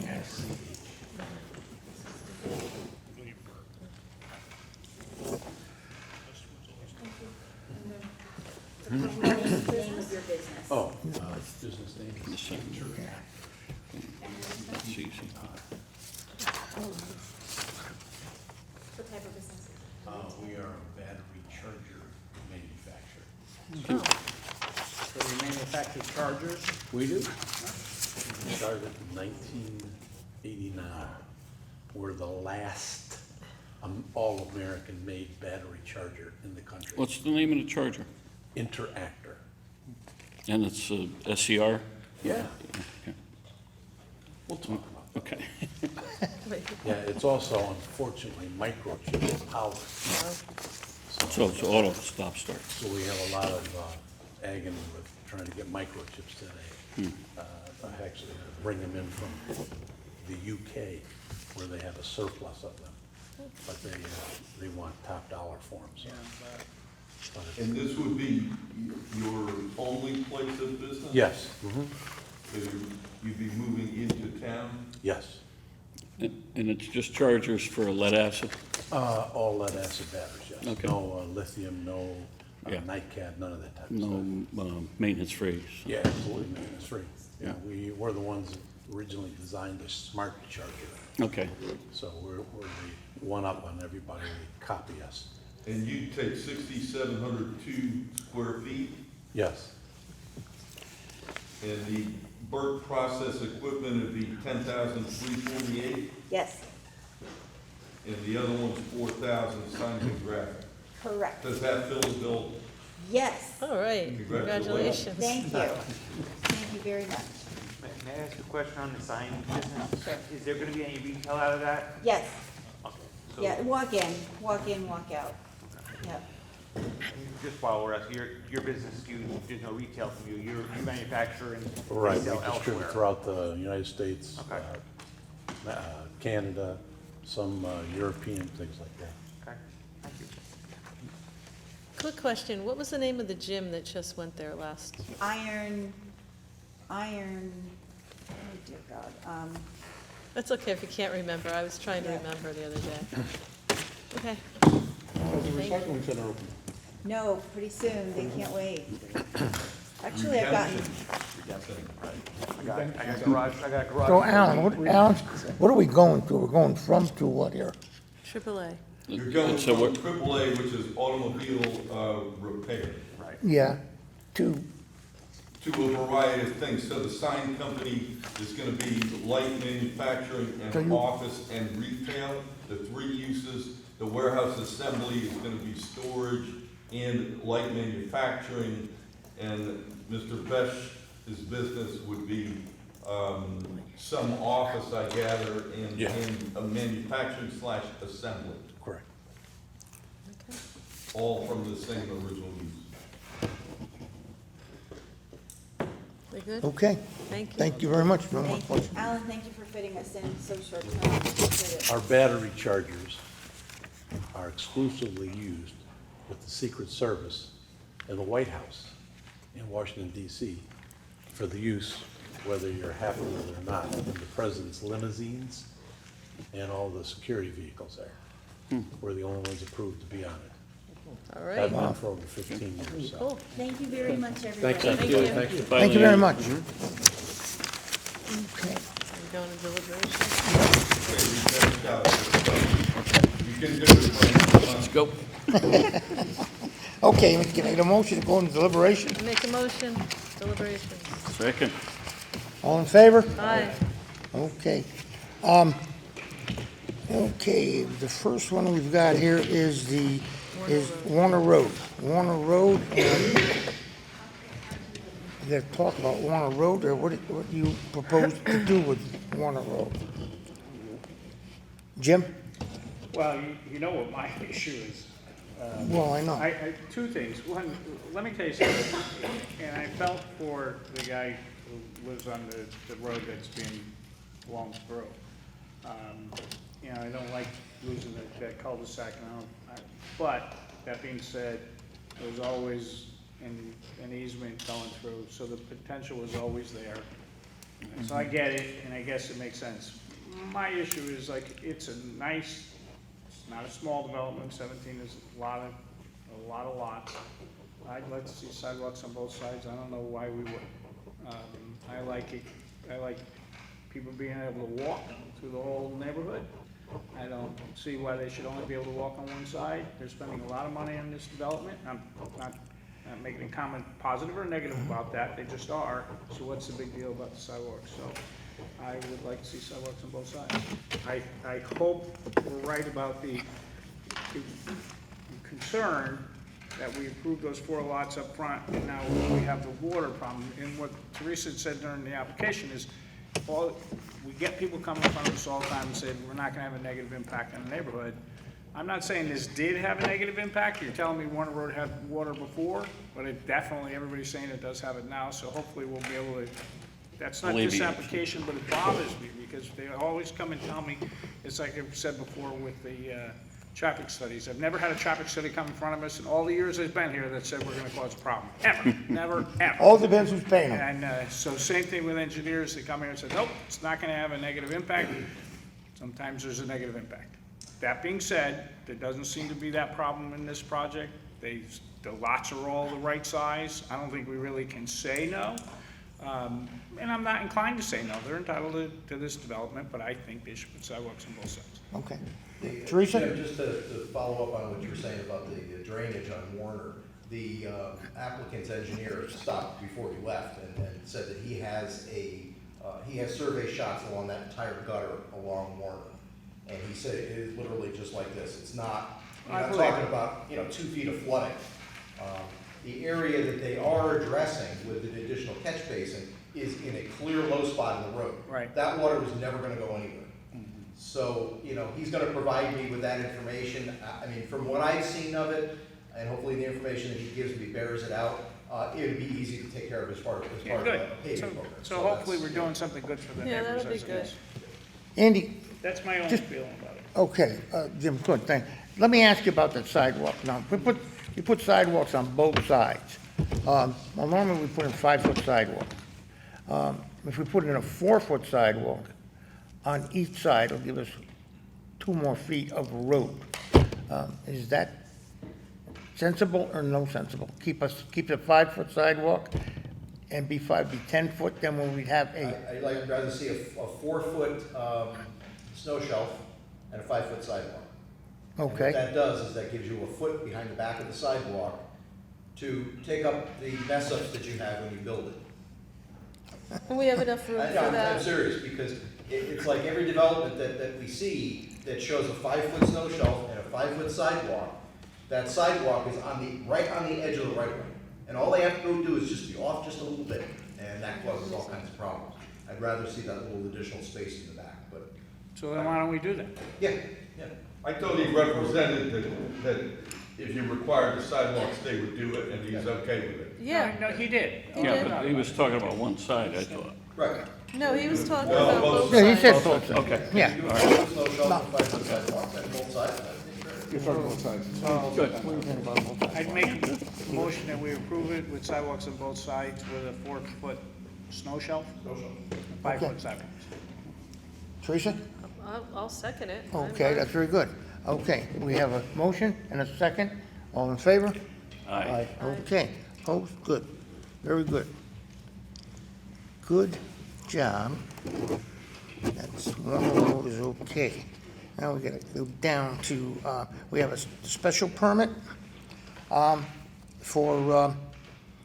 the liquor license over on Whitney Avenue, Whitney and Skiff. 2001 Whitney. Yep, 2001 Whitney Avenue. We get a motion to approve, I'd like to make a motion to approve. okay? I'll second. Teresa's motion to approve. Okay, we have a motion and a second. You get the second, Pam? Yeah, okay. We have a motion to approve. All in favor? Aye. Opposed? Very good. Okay, we have a package store, special permit for the package store up on Washington Avenue. It's P22-14S, the special permit, where they want to, actually, it's a change of ownership, I believe. Yep. Yeah. So, you know, motion to approve that? I'll make a motion to approve it. I'll second. Okay, I have a motion and a second. All in favor? Aye. Okay, I'm sorry, who made the motion? Paul Wyman. okay. Next one would be, Quinnipiac. No, that's off, Second would Point be the Road. drop off, it would be, Oh, no, We're- State Second Point Street's also Road, next we're month. gonna oh, continue, right? Saca Point Road is be continued, that's off. Oh, you're gonna continue that, the motion to, they gave us that motion. We did, right? Yeah, we did that. And then the next one's State Street. State Street, Just vote that's taken care of. 85 formally, that'd be great. Okay, can we, all right, I'll make a motion that we continue 85 Saca Point Road to next month. I'll second that motion. You got Brian? Okay, I have a motion and a second, all in favor? Aye. Okay, thank you. Then do we want to do the same Where thing is it? for? We gotta go to P, Yes, please. P I'll make a twenty-two motion that we fifteen. continue 92 State Street till next month. And I'll second that. Okay, I have a motion and a second. All in favor? Aye. Okay. Teresa, where you got me here now? McDermott. McDermott US Road. Surgical. McDermott Road, okay. I thought that's where it was. Okay, McDermott Road. This is, did you do the cam on that? Well, we did. We took the cam, but we gotta do one at a time. Okay, need a motion to approve, on the US Surgical? Yep. I'll make a motion that we approve the site plan, 22-15, with Alan and Johnson Lewis working on the tree problem. Yep, good. I have a motion, I have a second. I'll second it. All in favor? Aye. Aye. Okay, and can I get a motion to approve the CAM for I'll the make a same motion to project? approve the cam as well. Okay, I have a motion, can I have a second? I'll second it. All in favor? Aye. Aye. Okay. Okay, then we're going to, Universal Drive, it's just that one. yep, this is 300 Universal Drive, where we just heard about the compactor going in there for behind the Salt American. Can I get a motion to approve? I'll make a motion to approve P2216, 300 Universal Drive. Can I have a second? I'll second. Okay, all in favor? Aye. Okay. And now we have Old Broadway, the Elks, the condenser. Do you need, we need an approval on that? Do we need Yeah. to approve, what's it, an amendment of the site plan? Is that what we're approving? Or just approving them Just putting in a new approve the, condenser? Air conditioner Approve compressor. the location of a condenser Okay. on the site. I'll make a motion to approve. Okay, I have a motion, can I get a second? I'll second. Okay, all in favor? Aye. Aye. Okay, okay, on Pool Road, 520 Pool Road, which is the moving over to center circle, I guess, to straighten that out, keeping the sidewalk as it is and not really interrupting anything so the trucks can turn around in there. Make a motion to approve that? I'll make a motion to approve the amendments to the road at 520 Pool Road. Okay, can I get a second? I'll second. Okay, all in favor? Aye. Okay, put that, takes care of that. Next one, that one's off. Right now, we're down to, Not do anything. which one? Oh, Kings Highway, yeah, we're gonna get to that He's one. got it. Okay, well, Doesn't involve us, I don't think we have to take any action on it, right? Correct. Yep. no, you wanna talk about the Slate School at all? You're gonna not do the Do you bonds want to and the bang out changes. these last few easy ones? Yeah. Well, Not that that won't be easy. Nobody here. they didn't seem that they wanted to, but, Do you want to do the bond? okay. I don't have Contel, where's Contel? I don't know. It's not here. Andy? Okay, so I'm happy to say that the Cottontail, which is Sundown Place, that small cul-de-sac, which is off of Cottontail. What we held it up last month was because they had one small section of sidewalk at one driveway apron that they left out. And they didn't do it because they said they were worried about, heavy construction equipment coming across it. They haven't built the houses at that location, and I told them it didn't matter, that they had to have it finished. So since our last meeting, they've gone through and installed that last sidewalk section, so as far as I'm concerned, they're all set, and we can go with bond release. Okay. I'll make a motion, we approve the bond release on 15 Cottontail Lane. I'll second that motion. Okay, I have a motion and a second. All in favor? Aye. Okay. We have a bond release standing on Washington Avenue. Yep, so this one, it's a parcel on the other side of the tracks, that, years ago, what's the application number, it's 98, they got approval to put an office building on the other side of the tracks with a whole bunch of parking. There was a whole bunch of issues associated with crossing the tracks and all of that. Well, that development never moved forward. There was a $10,000 bond that the commission held, and they've asked me to return the bond. I make a motion to approve the return of the bond. I'll second. A motion and a second. All in favor? Aye. Okay. Thank you. Okay, this change of use. Alan, we have the 27 Dodge Avenue. Three of them. All three. Let's say 27 Dodge Sign Company. Yep. A motion to approve that. Motion to approve. Second? All in favor? Aye. Okay. Next one is 27 Dodge Avenue, warehouse. Which one is it? Warehouse assembly, Burt Press, Yeah, the next, Burt Process Equipment. Yeah. Motion, I'll make a motion to approve. okay. I have a second. Second. Okay. All in favor? Aye. Okay. At 27 Dodge Avenue, we have the Battery charger, whatever. charger. Okay, you good with that? Yeah, I'll make a motion to approve it. I'll second that motion. Okay, all in favor? Aye. Those are good. Okay, on the, we gotta do the meeting, the minutes, the date, I'm sorry? We're gonna do slate? I want to finish this right out. All right, let's do Slate right now then. Okay, so we're gonna talk about Slate. We're ready for Slate. We're ready. Tim, nice to see you. But there's no public hearing anymore, right? Right. No, it's all over here. Only 3 people, Tim. We do have, before we get into this, Mark has mentioned to me he has something that you want to present to the commission. Yeah, well, couple of things. I talked to our attorney, Jennifer, because I was concerned. The Slade School as a whole currently has almost $38,249 in back taxes on lien right now, with an additional $36,836 past due for this July. Okay, totaling well- $75,000 in taxes. Well, I approached her to find out what our obligations are to that, and she said there is nothing. Only the building department can use that against them. I'm not using it against them, but all the You're not- testimony we've had. Mark, you're not understanding. I can't take anything in Slate Schools. The hearing is closed. Right. We cannot hear this. We cannot bring this into our thinking. Into I our mean, deliberations. huh? Not into our deliberations at all.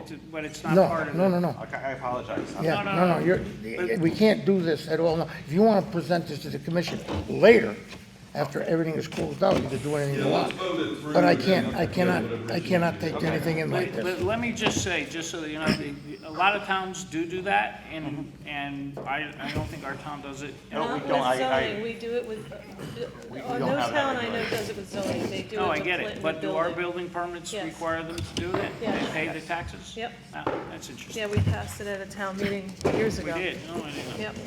Okay, that will come In after. any event, I don't Okay. think that has to do with this. Do you, Jim, you have anything to want to say Well, about this? let me start by making we're Well- in deliberations, right? So I'm gonna make a motion to approve for discussion purposes. Okay. I don't have any issues with this project. I didn't have any issues with the other one. I think this is a better project. I don't think we're gonna see a lot of problems. It doesn't seem that way to me. They've dealt with most of the things. I think it's a positive impact on our town. I get where there would be some concerns, but I think they've addressed most of the concerns, so I would just approve.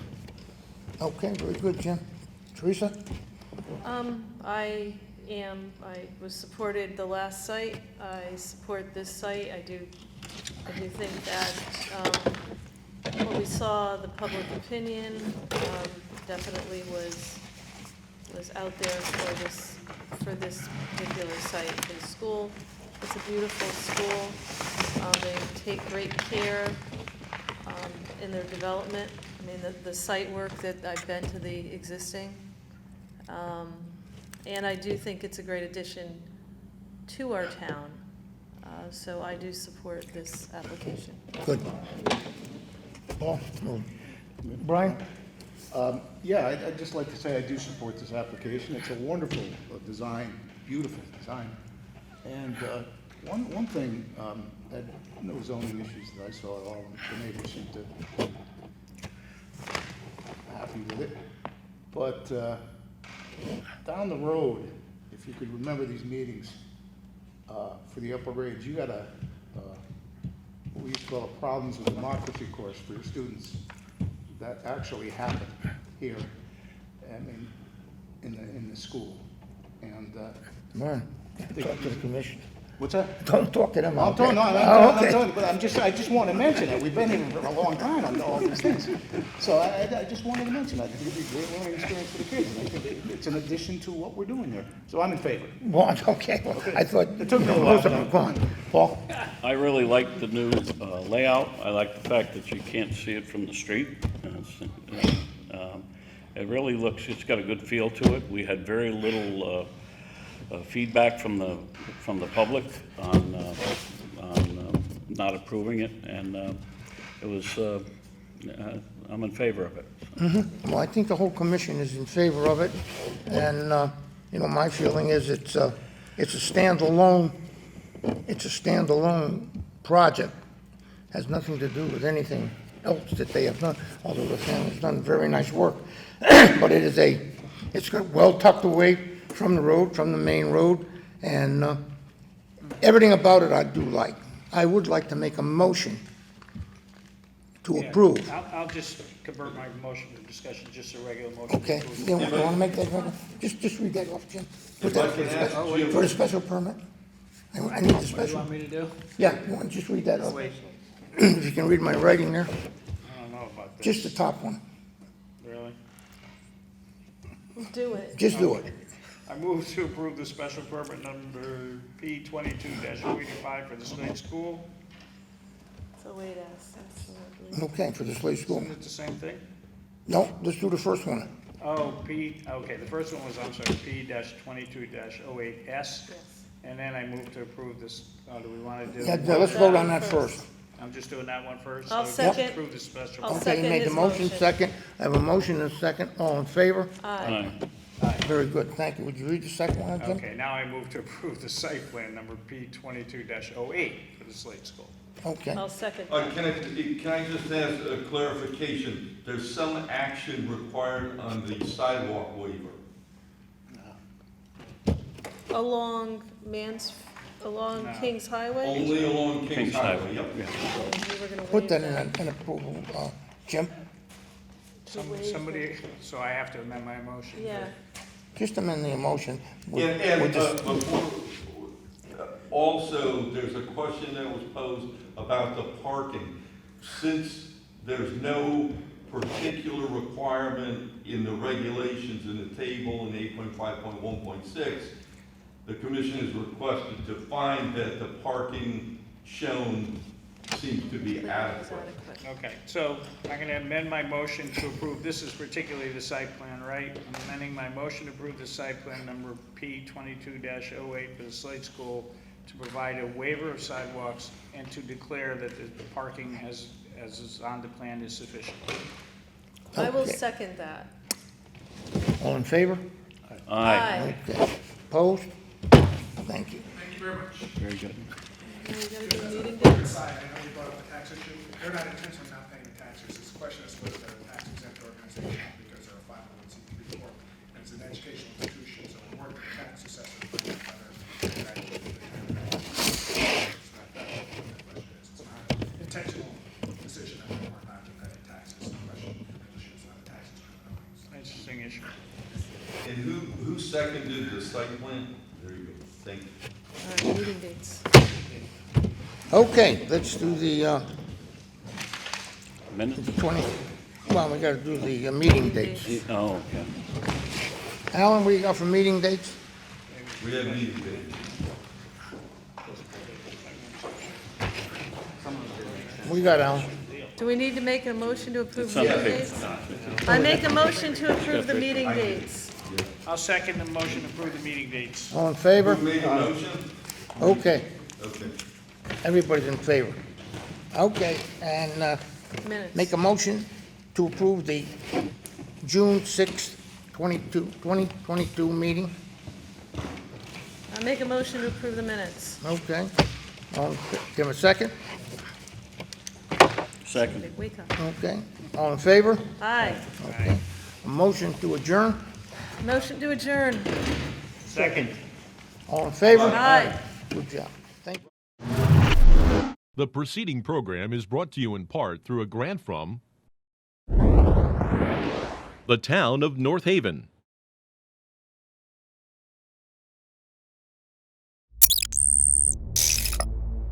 Watch town meetings or other videos on demand at nhtv.com.